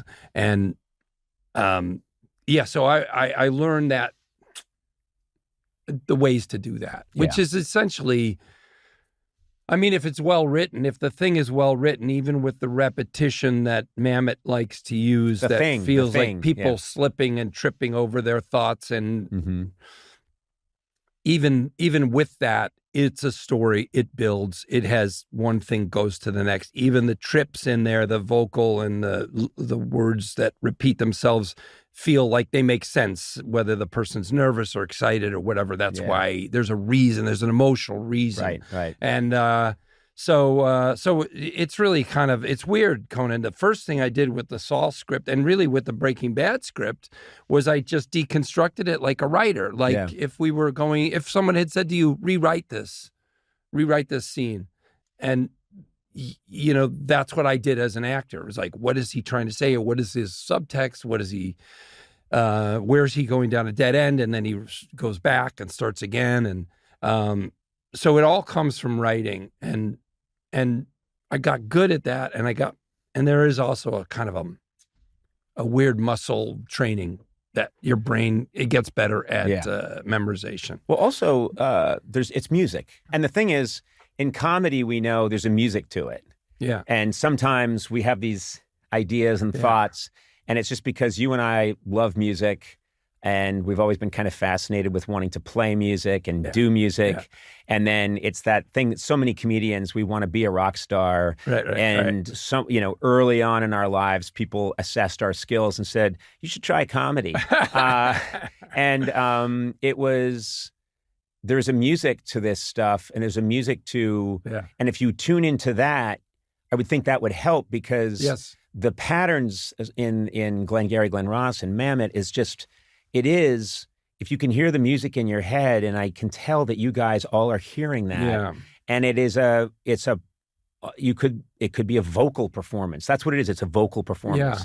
Yeah. And sometimes when I was learning it, actually, I would sing it into my little recorder to help memorize it. And while you're singing it, it's not the most melodic thing you've ever heard, but it's got this like lyrical rhythm and kind of like melody that you find that helps you to memorize it. Yeah. I also would say Kieran, of all the people, is the one I most think about when I think about that kind of a sing-song version of his words and how he does it.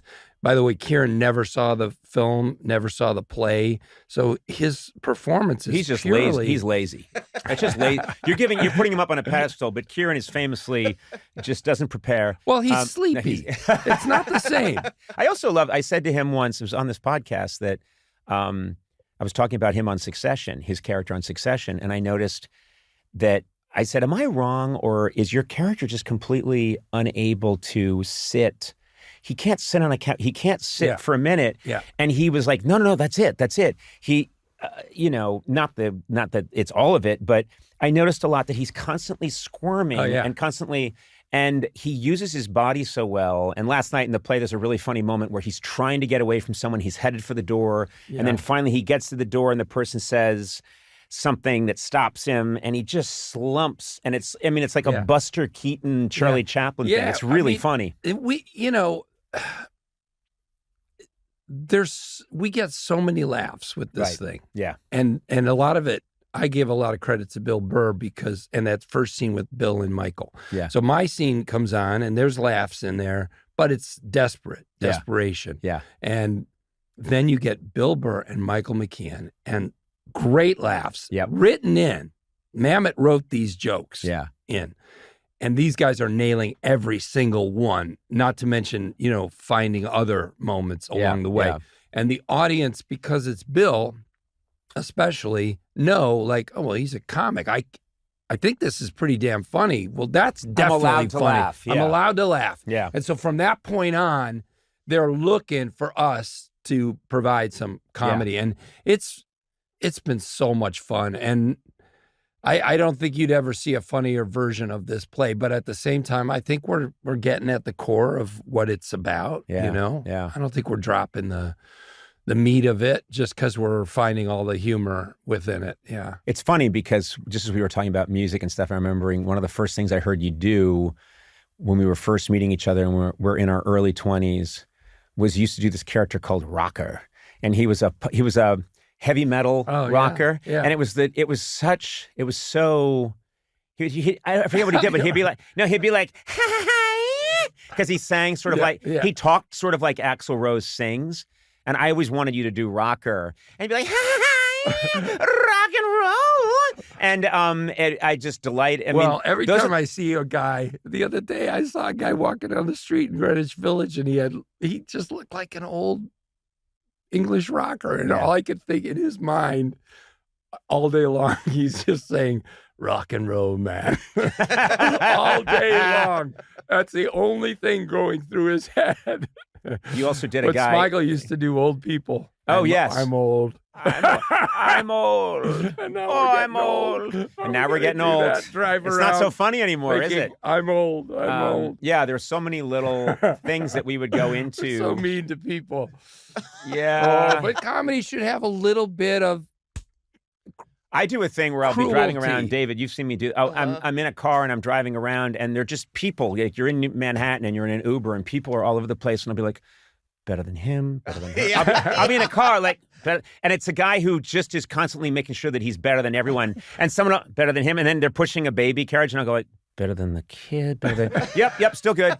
Better than, and like literally, you know. If anyone else heard it out of context, you'd be a monster. No, there's so much stuff I do, which is my take on a monster. And then sometimes you can think, is he a monster or is he doing his I hope he's doing his take on a monster. Yeah. And I think I am, but who sits in a car and goes better than him? And the one thing I did that only you tuned into was the miso soup horse.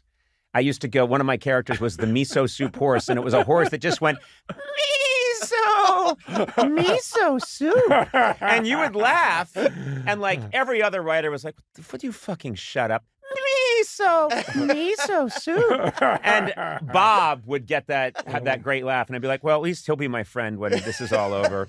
I got to watch, you came out with Nobody, and one thing I would not have guessed, if you had told me, okay, I meet this guy, Bob Odenkirk, and Future Man came to me and said, let me tell you about Bob in the future. He's going to be on Broadway. He's going to be Tony nominated. I'd be like, yeah, that tracks. I can see all of that happening. He's going to have a sketch comedy show that becomes the formative sketch comedy show for a lot of people, along with David Cross, called Mr. Show. I'd say like, yep, tracks. He's going to be an action star. I would say, I like you, Future Man, but clearly you have a brain tumor. And when Nobody came out, I was like, oh, I got to, because you told me about Nobody before it came out. And you said, Conan, there's something I want you to see. There's something I want you to see. You're gonna, and you said, there's something I'm doing now that I think is going to surprise you. And I was like, whatever. I didn't know what you were talking about. And Nobody came out. Fine. And when it came out, I was just, oh, he's so good at this. And the bus scene was this thing that really got me, where you get beat up and thrown off the bus. Yes. And then I don't know if you take a belt off and you tie it around and you get back on the bus. Yeah. And I thought, this is tapping into something that's always in Bob. Yeah. There is rage. there's a rage, there's a determination, there's a we were all at one point low men on the totem pole at SNL. Yeah. And there was and feeling like we don't belong, or maybe feeling like we're not going to last. A chip on my shoulder. Yeah. And chocolate chip. But I see it, and then I think, but what's amazing is this role came along when you're completely established as a great actor. So you've got that part, and then you're kicking ass, and there's a rage, and I saw Nobody 2 and really loved it. You saw it? I saw it. Yeah. How did you see it? Because They I'm sure they've been very protective of it. Oh, they are really protective. They sent me a link. I was trying to watch the link, and it wasn't letting me, and clicking on it. And there's all these codes you have to put in, and it's like getting into the Pentagon. I feel like I'm trying to access nuclear weapons. But anyway, long story short, I finally get in with a lot of help from young people who know how the internet works and how computers work. Yeah. And they know the whole alphabet. Oh, that was low. Just because I'm an ape, I don't know the alphabet. An Irish ape. When Bob sees me, he sees one of those immigrant cartoons of a dirty Irishman from 1870 who looks like a giant gorilla, but has like red mutton chops. This is why I was nervous about the podcast, is because I thought you just make me laugh for an hour, and I would. That's all that people would see as Bob is a gibbering, giddy. No, you've gibbling fool. Is that a word? Gibbling. It is. I'm now. a gibbling I think it's fool. a gibbling. You're a gibbling but fool. I honestly, Conan, you make me laugh so hard, and it's such silly stuff. And I have to say, the thing that I'll never forget laughing so hard at is the impersonation of the alien from the movie. Oh, Enemy Mine. Enemy Mine. Yes. And it was 2 a.m. I probably ate too much, Thai food, so I had some kind of sugar rush. SNL. 2 a.m., 3 a.m. Lou Gossett Jr.'s in the movie, along with... This had nothing to do with the Dennis Quaid. And Dennis Quaid. This had nothing to do with who was hosting the show. No, it wasn't anything to do with anything. No one was hosting the show at all. In fact, the movie wasn't even recent. Yeah. And you started doing the alien. The pregnant Dennis Quaid. I mean, the pregnant Lou Gossett Jr. And he's an alien who you've seen is evil, but then you realize that his species can have a baby, which comes late in the thing. This is real, because I never saw the movie. This is real. And then there's this part where he's gone from like vicious monster and he's gone from like the monster in not Terminator, but Predator, to suddenly it's as if at the end of Predator the monster is like and rubbing its very pregnant belly and making very maternal faces, and it blew my brain. And all I could do was, we had work to do. Yeah. And you and I are howling because I'm rubbing my belly and making... I'm with child. I'm with child. And which may not even be... I don't think it's even in the movie, I'm with child, because no alien would know that saying. That was in the movie. That would be the I don't know. But anyway, to fans of Enemy Mine, I'm sorry. Writing that in and then people being like, this one line...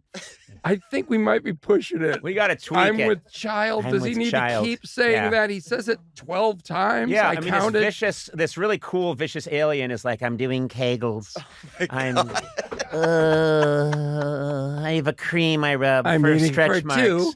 I'm eating for two. I have to eat 2 human skulls. Burp. But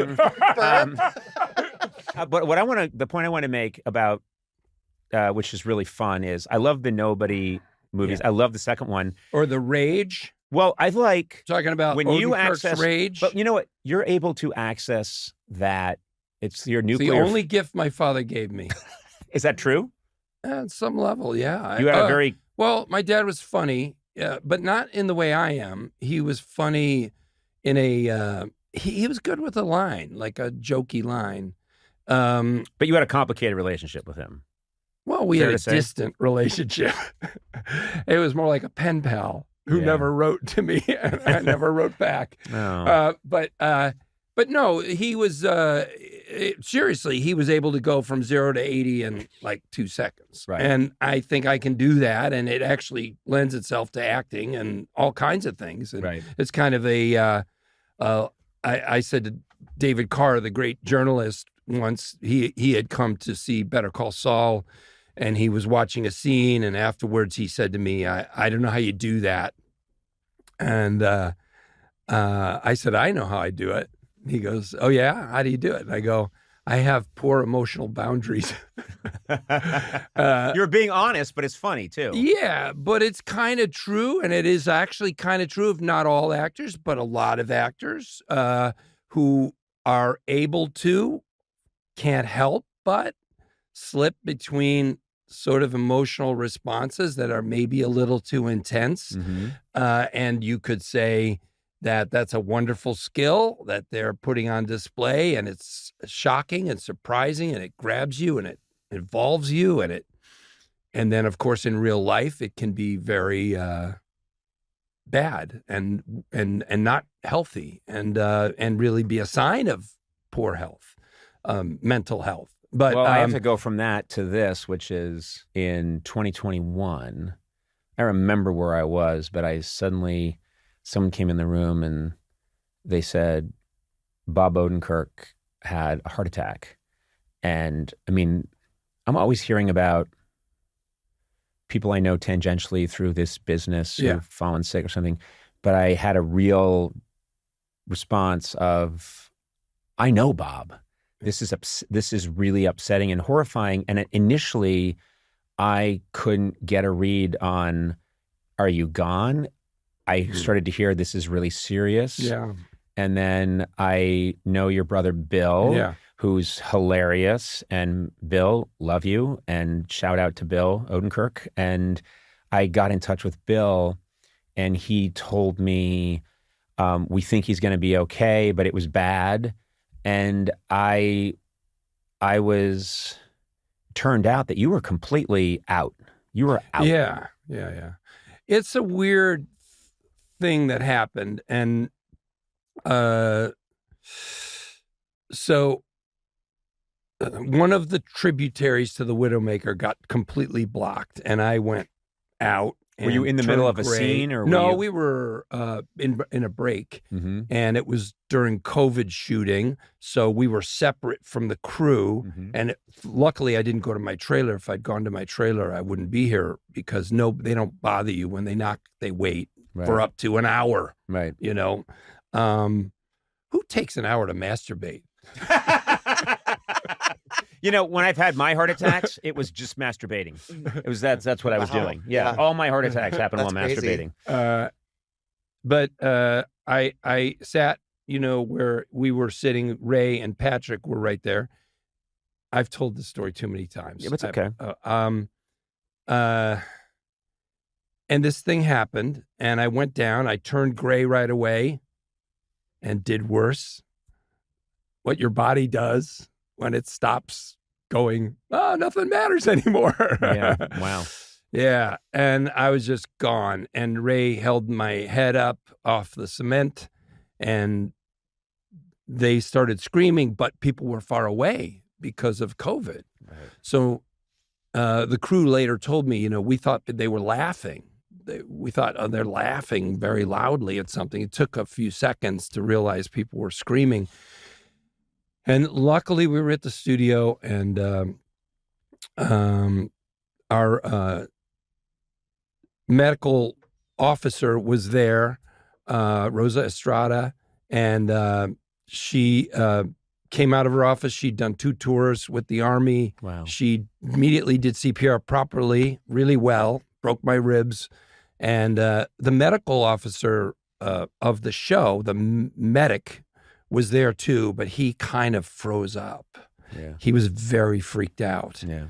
And later apologized to me. Yeah. But he then also helped out, and they all switched off.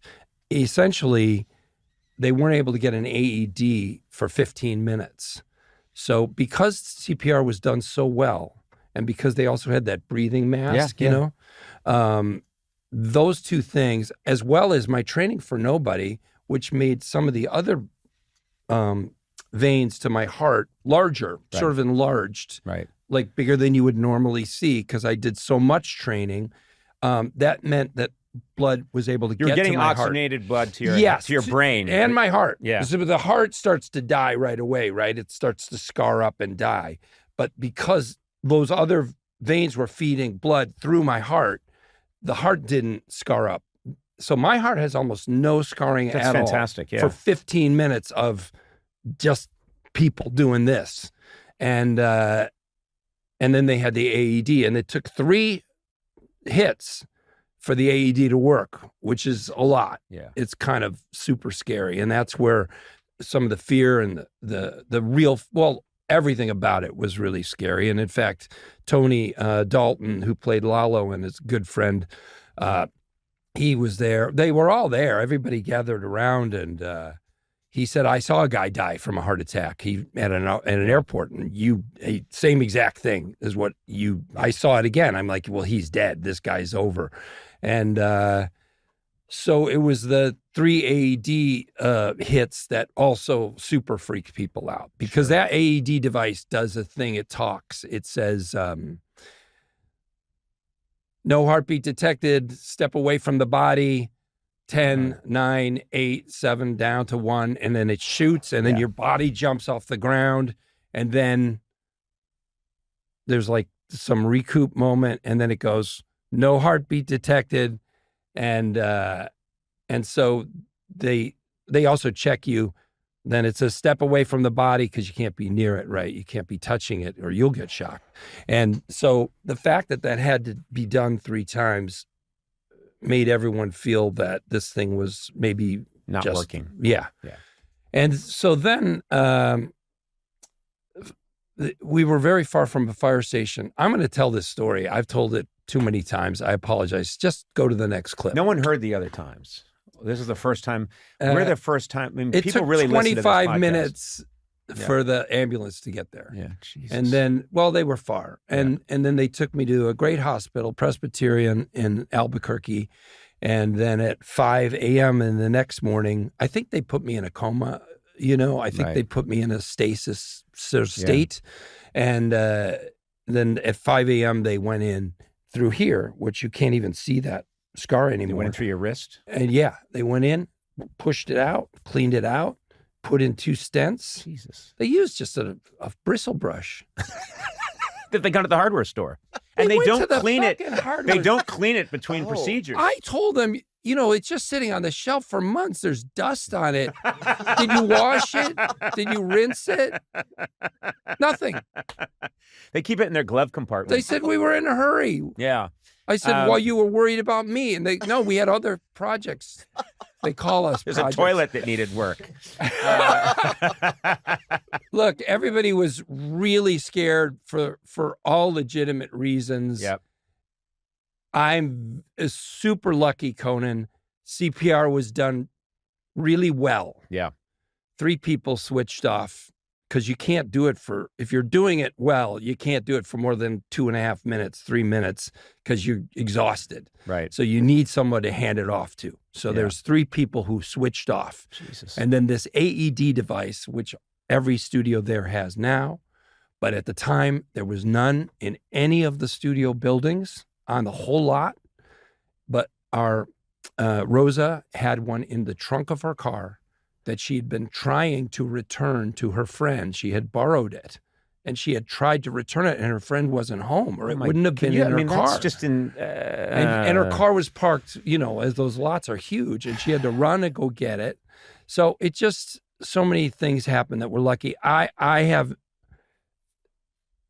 The stories that my friends told me, Ray, of course, Patrick, Vince, the degree to which I could see how shaken they were from having been there, I kept asking them to tell me the story, because I had no memory at all, nothing. It was just a blank. It was just wake up and I'm leaving the hospital a week later. That's my first memory, is talking to the doctor on my exit interview. So I was there for a week. I was awake the next day at 1:00, but groggy. But I don't have any memory of any of the hospital at all, and I don't have any memory of the whole day that we shot. So we had shot all day. So one of the gifts that it gave me, this is so weird, is for the next couple weeks, I had memory challenges and a lot at first. Like I didn't know where I was. I would not be scared at all. I would wake up and be like, well, wow. I mean, honestly, Conan, it was like, it's like, look at this world. Yeah. This place is fucking amazing. Well, this is Sirius XM in New York, and it really isn't. And so, I mean, you're talking about a blade of grass, sunlight, just life, butterflies. But Sirius XM New York, no. I don't care if you just came out of a death coma. It really was, and this happened when my memory came back a little bit more every day. But I didn't wake up the way I do normally, which is whatever I went to bed afraid of, scared about, concerned about. With you right away. Right there. Not to mention my own brain's natural fallback position. What should I be worried about? What should I be worried about? Yeah. Literally going down the list. I think this is something I got from my mom. How is this person doing? How is that person doing? What can I do to help this person? What can I do to help somebody in my life who I'm concerned about? And just who should I be worried about right now? Yeah. And what should I be worried about? And I just didn't have any of that. The world was a wonderful place. I had people I loved around me. I had a job that I can't believe, a magically wonderful job that I get to do. And that carried with me for months. Here's the question I have, because I've noticed this. I lived in New York on 9/11, and everybody was on their best behavior after 9/11 in New York City, and it was just a beautiful thing. And you'd go to a restaurant, people said, you've got to go out, you've got to keep the city going. You'd go places, and the person would come over to take your order, and you'd ask them how they're doing, where do they live, and then you'd make them sit down, and they'd join. I mean, it was just this happening, and I think it lasted 5-6 weeks, and then people started bickering, and I just thought, oh, I see, this is what humans revert. Are you able to still access the gratitude, the feeling of yes, I am. Good. Yes, I am. I mean, I think I have to make an effort. But it definitely, especially as my memory came back, because of course, the first thing you're concerned is, well, maybe I'm not going to get it all back, and then I can't act and stuff. Right. But I was getting it back a little at a time every day, and I could sense that I'll be okay. But I've got to remember what this state is like. I've got to remember the value of this. This should be a part of your day every day. Yes. You should feel this every day at some point. Somehow you should get yourself here, because this is true too. It's true that our world is filled with concern and worry and danger and things you should pay attention and be concerned about.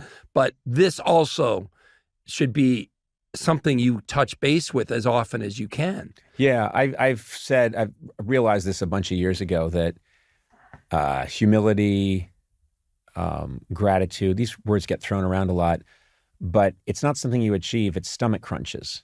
You've got to, or stretching. Yeah. You got to do it every day or every other day, or it doesn't, there's no like, I feel gratitude, check that off. You've got to just keep going back at it, because human nature and also modern media isn't, I mean, you pick up any device, you turn on the TV, and we are programmed to receive bad news all the time. Right. So yeah, you're absolutely right. But I mean, talk about, you do have a lot to be grateful for in addition to your career. But just if you were looking at your career, I would say,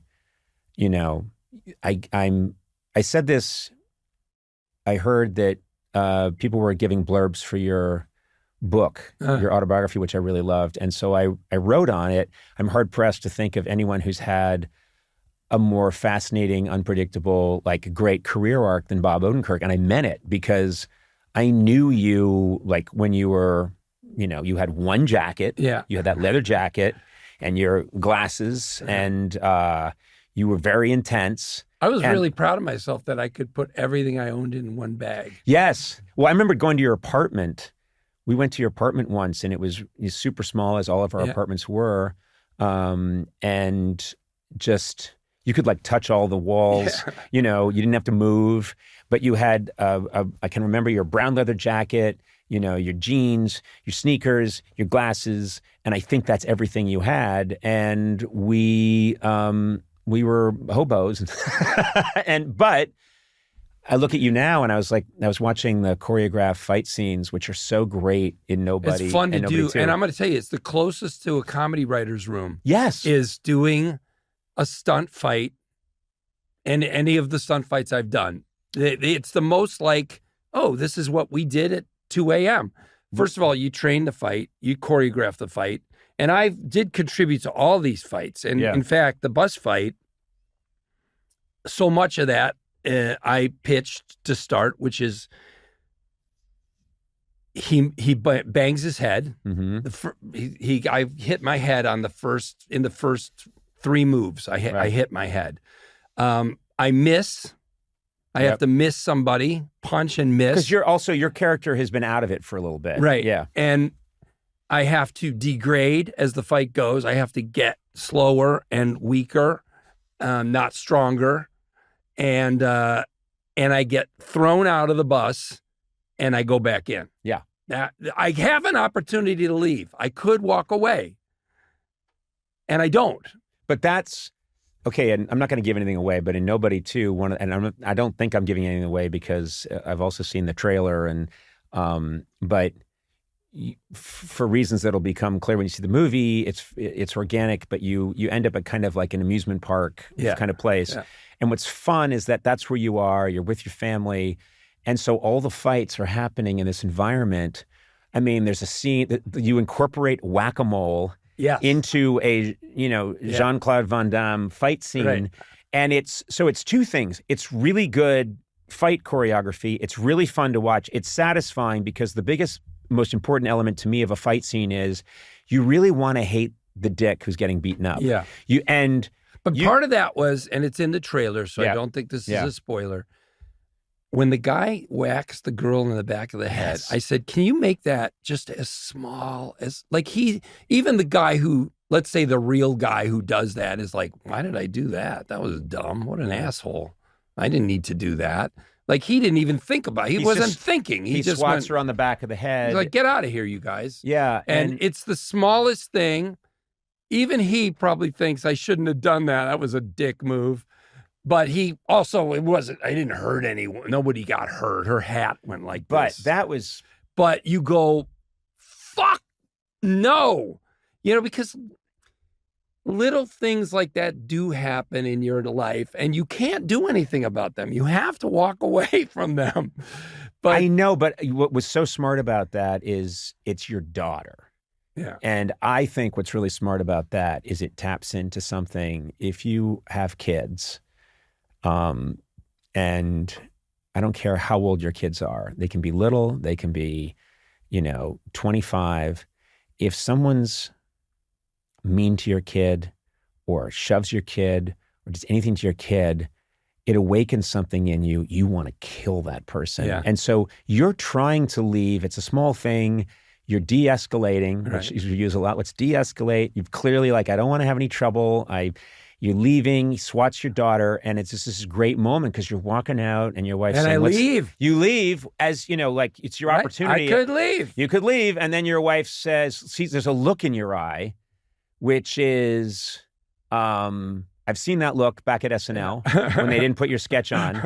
And you're, I'm going to try and and you can see he's not going to let this go. It's your daughter. Yeah. And you go back in and clean house, and but using all the stuff that's in an arcade, right. which is really fun. And that guy who gets it with the claw, and I've got these stunt actors are so great. Yeah. You see how real he makes that? Yes. And the first punch, if you watch how he takes that punch, first of all, there's a thing about he doesn't just clear off. He like goes, Yeah. He's like he's got some strength. He's not just here to take a punch. He's a guy who's like, what just happened? Right. You know, like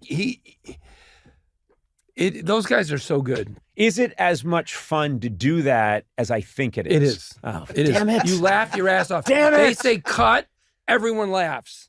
And goes, I can't fucking believe that. All right, I gotta call you on something because you were on the pod. You were on the pod. Let me say one thing. You were on the pod for, now I feel like I'm in, because your character, Shirley Levine, talks over people. And I'm doing that to you right now, but it's because it's important. When the first Nobody came out, I had you on. I loved it.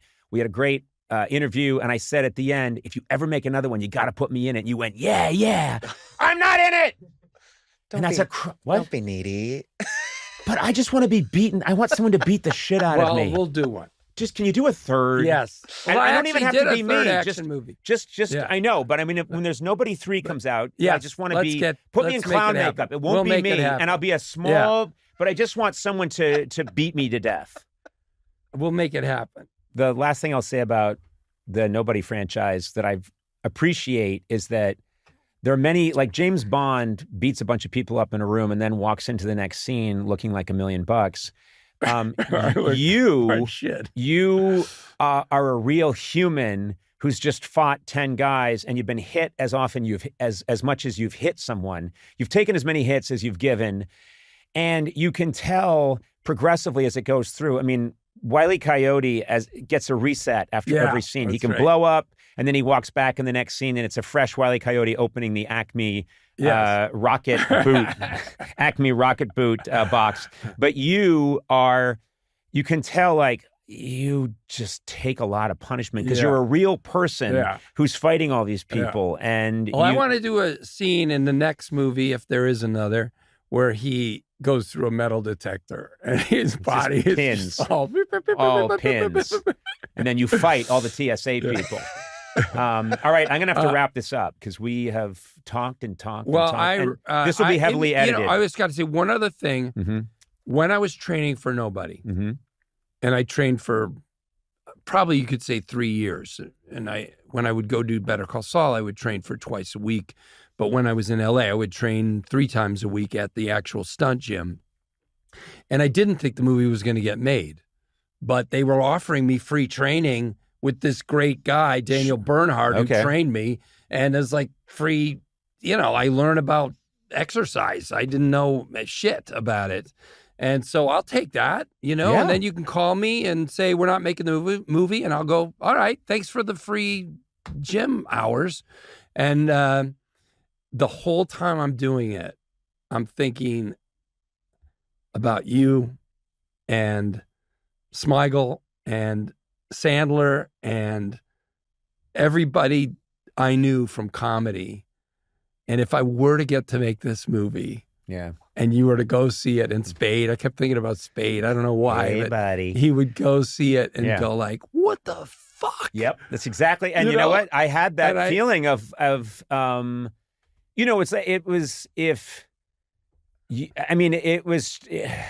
was such a mind blower because it was as if you heard there's this incredibly sensual movie out.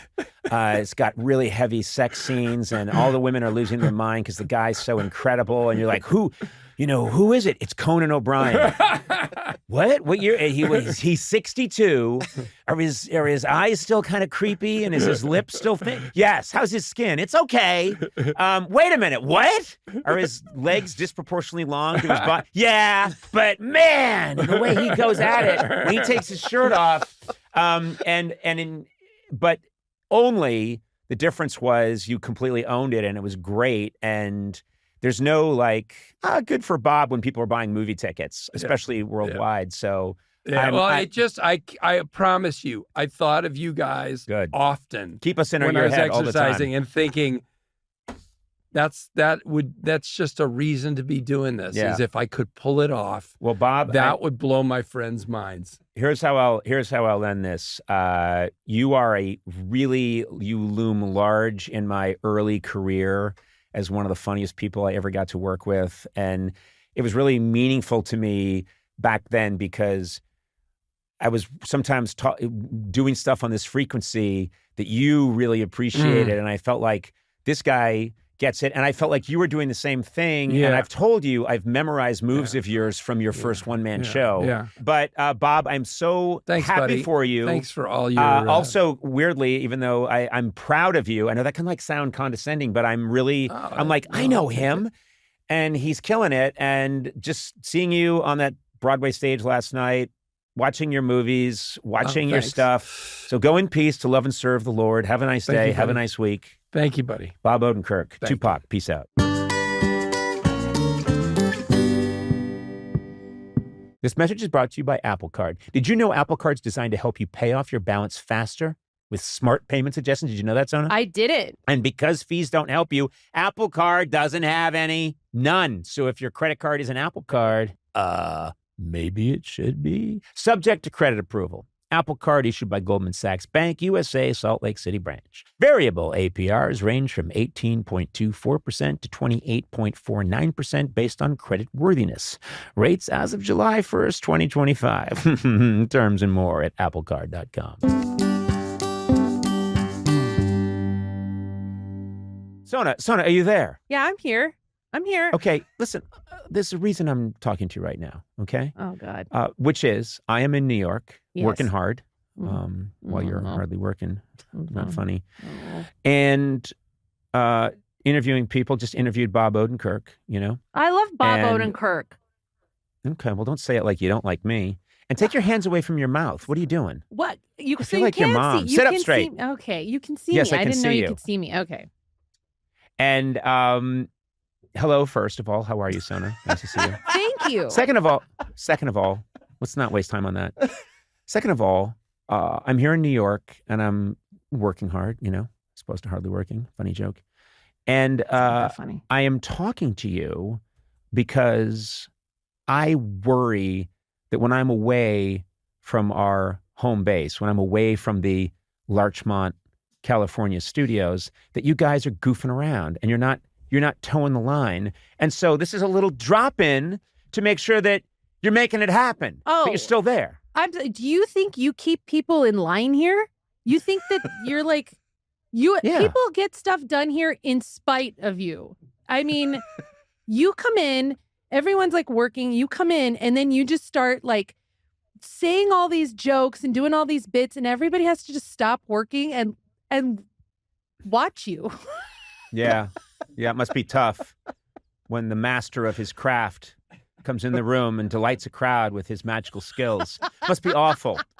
Oh, shit, here comes Beethoven. Fuck. Oh, no, he's got his piano. What's this? A symphony that will endure for all time? Oh, God. When can I get back on Etsy so I can buy that little leather pouch? I'm going to say morale is high here. People just seem to be in really good spirits. Eduardo, we're hanging out. Super productive today. Since you're not here, can I sit in your chair? Sure. Okay. But wait a minute. Hold on. Okay, she can. Sure. Yeah. All right. Now we're talking. Okay. That's cool. Now, what does it feel like to be, I mean, in a sense, you know, you're now Conan O'Brien. What's it like? I don't know. I feel a lot more anxious and needy. Hey, your skin's breaking out. I'm suddenly filled with self-hate. I don't know what happened to my skin. I just have a hankering for potatoes. Okay, I think you went too far. This is now hate speech, but hate speech everyone's okay with. People are fine with you going after the Irish. No one cares if you go after the Irish, not even the Irish. But you guys did that. Like, why is the mascot for Notre Dame like this? Like, ooh, I'll get you. And then there's Lucky Charms. I'll getcha. I'll punch you. Yeah, we're ridiculous people, and we know it. Yeah. Whereas you are a proud Armenian. Yes, I am. And how are your boys doing? I want to ask about them, Mikey and Charlie. Boys are good. You know, we moved into a new place. And they're adjusting. There's a park. There's a pool. They just want to do things.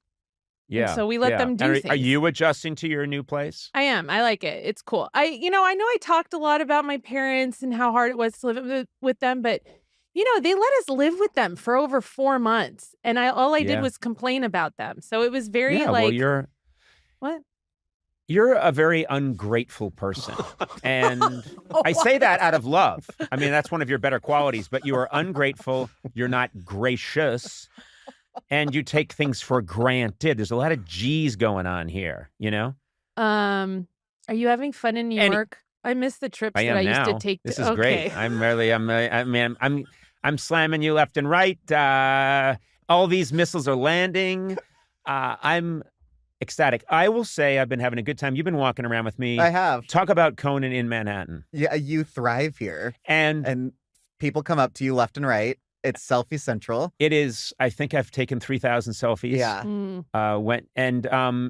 But I don't. You know, as I've always said, I like talking to people. I'm cool with it. Yeah. But it gets very silly because we went and saw Bob Odenkirk's Glengarry Glen Ross last night with Bill Burr, and it was just I want to see that. Fantastic production, really great. And then in intermission, there's just this line formed to get selfies, and I'm standing there doing selfies for everyone. And I thought I should start, even if I just got $1 for each one.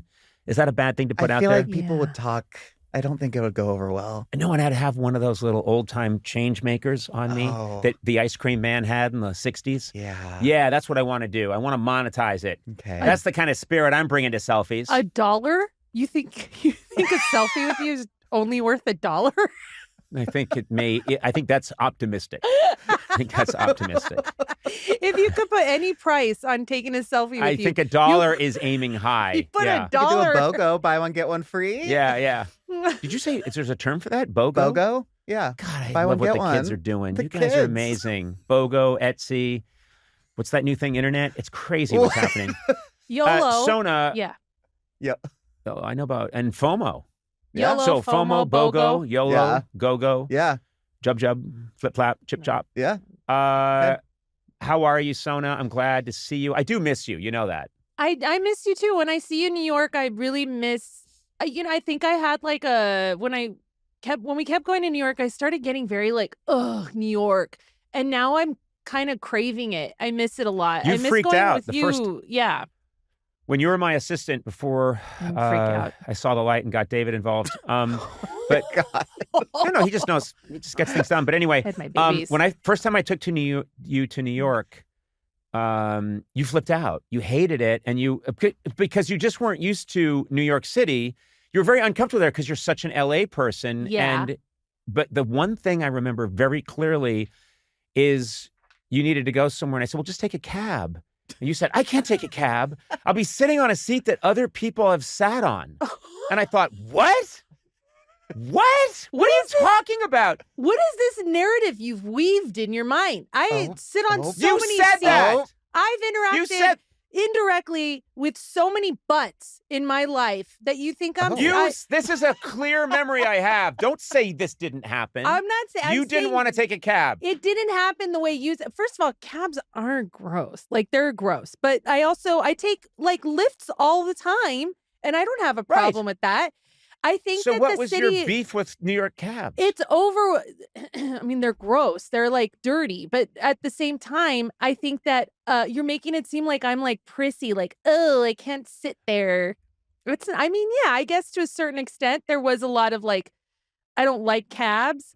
But I think that there was. But you say that's improved now. You're better. You're over it. You're fine now. Kind of, yeah. But I think that I got overwhelmed when I would go to New York. Like, it was overwhelming. Yes. It's an overwhelming city. And then when you're like me and you just want to go out and do stuff and you don't know what to do and you decide to just stay in your hotel, you feel like you're missing out on everything. And it just. I think it also, not only in New York, which is an overwhelming city, but you're with Conan O'Brien, a beloved figure. And I think that was overwhelming for you as well. I mean, Conan, nope, I want to sleep with you. Oh, there God, he is. What? Remember? You think, do I remember random people coming to you and just saying like, Conan, I want to you're sleep with me all the time. And they're like, oh my God, I can't believe it. And I had a sex dream about you just an hour ago, and it's 4 o'clock in the afternoon. That kind of thing. Whatever. Never heard anyone say just that. People like, I want to give you money, or you're a Christ-like figure. It was more like, can we take a picture? And you'd be like, yeah, sure. And then you'd be like, do you need anything else? They're like, no, I gotta go. That is so me. Is there anything I can do for you? I could write you a check. Why don't you join me? Let's sit down and have a drink. And they're like, I just wanted a picture. Okay. Now you're making me seem needy, and that's as crazy as you being someone who's a germaphobe. Okay.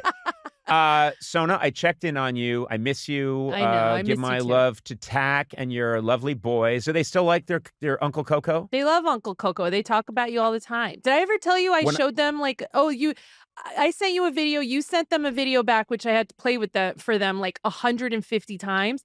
And after I did it, one of them, I think it was Mikey, went, Uncle Coco's kind of funny, huh? And I was like, yeah, he is kind of funny. Like, I don't, in their minds, you're just like this funny guy, but they don't realize you've been working. I was in taking comedy. a ride. I was back from my college reunion, and I was in Boston, and I was taking I think an Uber and somewhere, and the driver is just driving me, not really paying attention. And then I always chat with the people, so I'm chatting back and forth. And then I made kind of a joke, and the guy laughed, and he said, "You have a sense of humor." He's from another country. He's learning the language. You have a sense of humor, and I was like, "Whoa, still got it." All right, Sona, be well, and I'll be checking in with you in about 20 minutes. Okay, I'm excited. I like sitting in your chair. Maybe you can sit in my chair from now on, and I'll just sit in yours. It's like first Getting chair. used to in other the people's chairs. I like it. Yeah. All right. Butts. Your fear. Okay, don't say butts. Come on. Sorry. Butts. Lots of butts sat in all these chairs, and I'm fine sitting in them. So, I guess I proved you wrong. I got to go. Beethoven out. I got to get my piano out of here. Not Beethoven. You'll see. Beethoven the dog from the movies. All right. I'll talk to you later, Sona. Bye. Bye.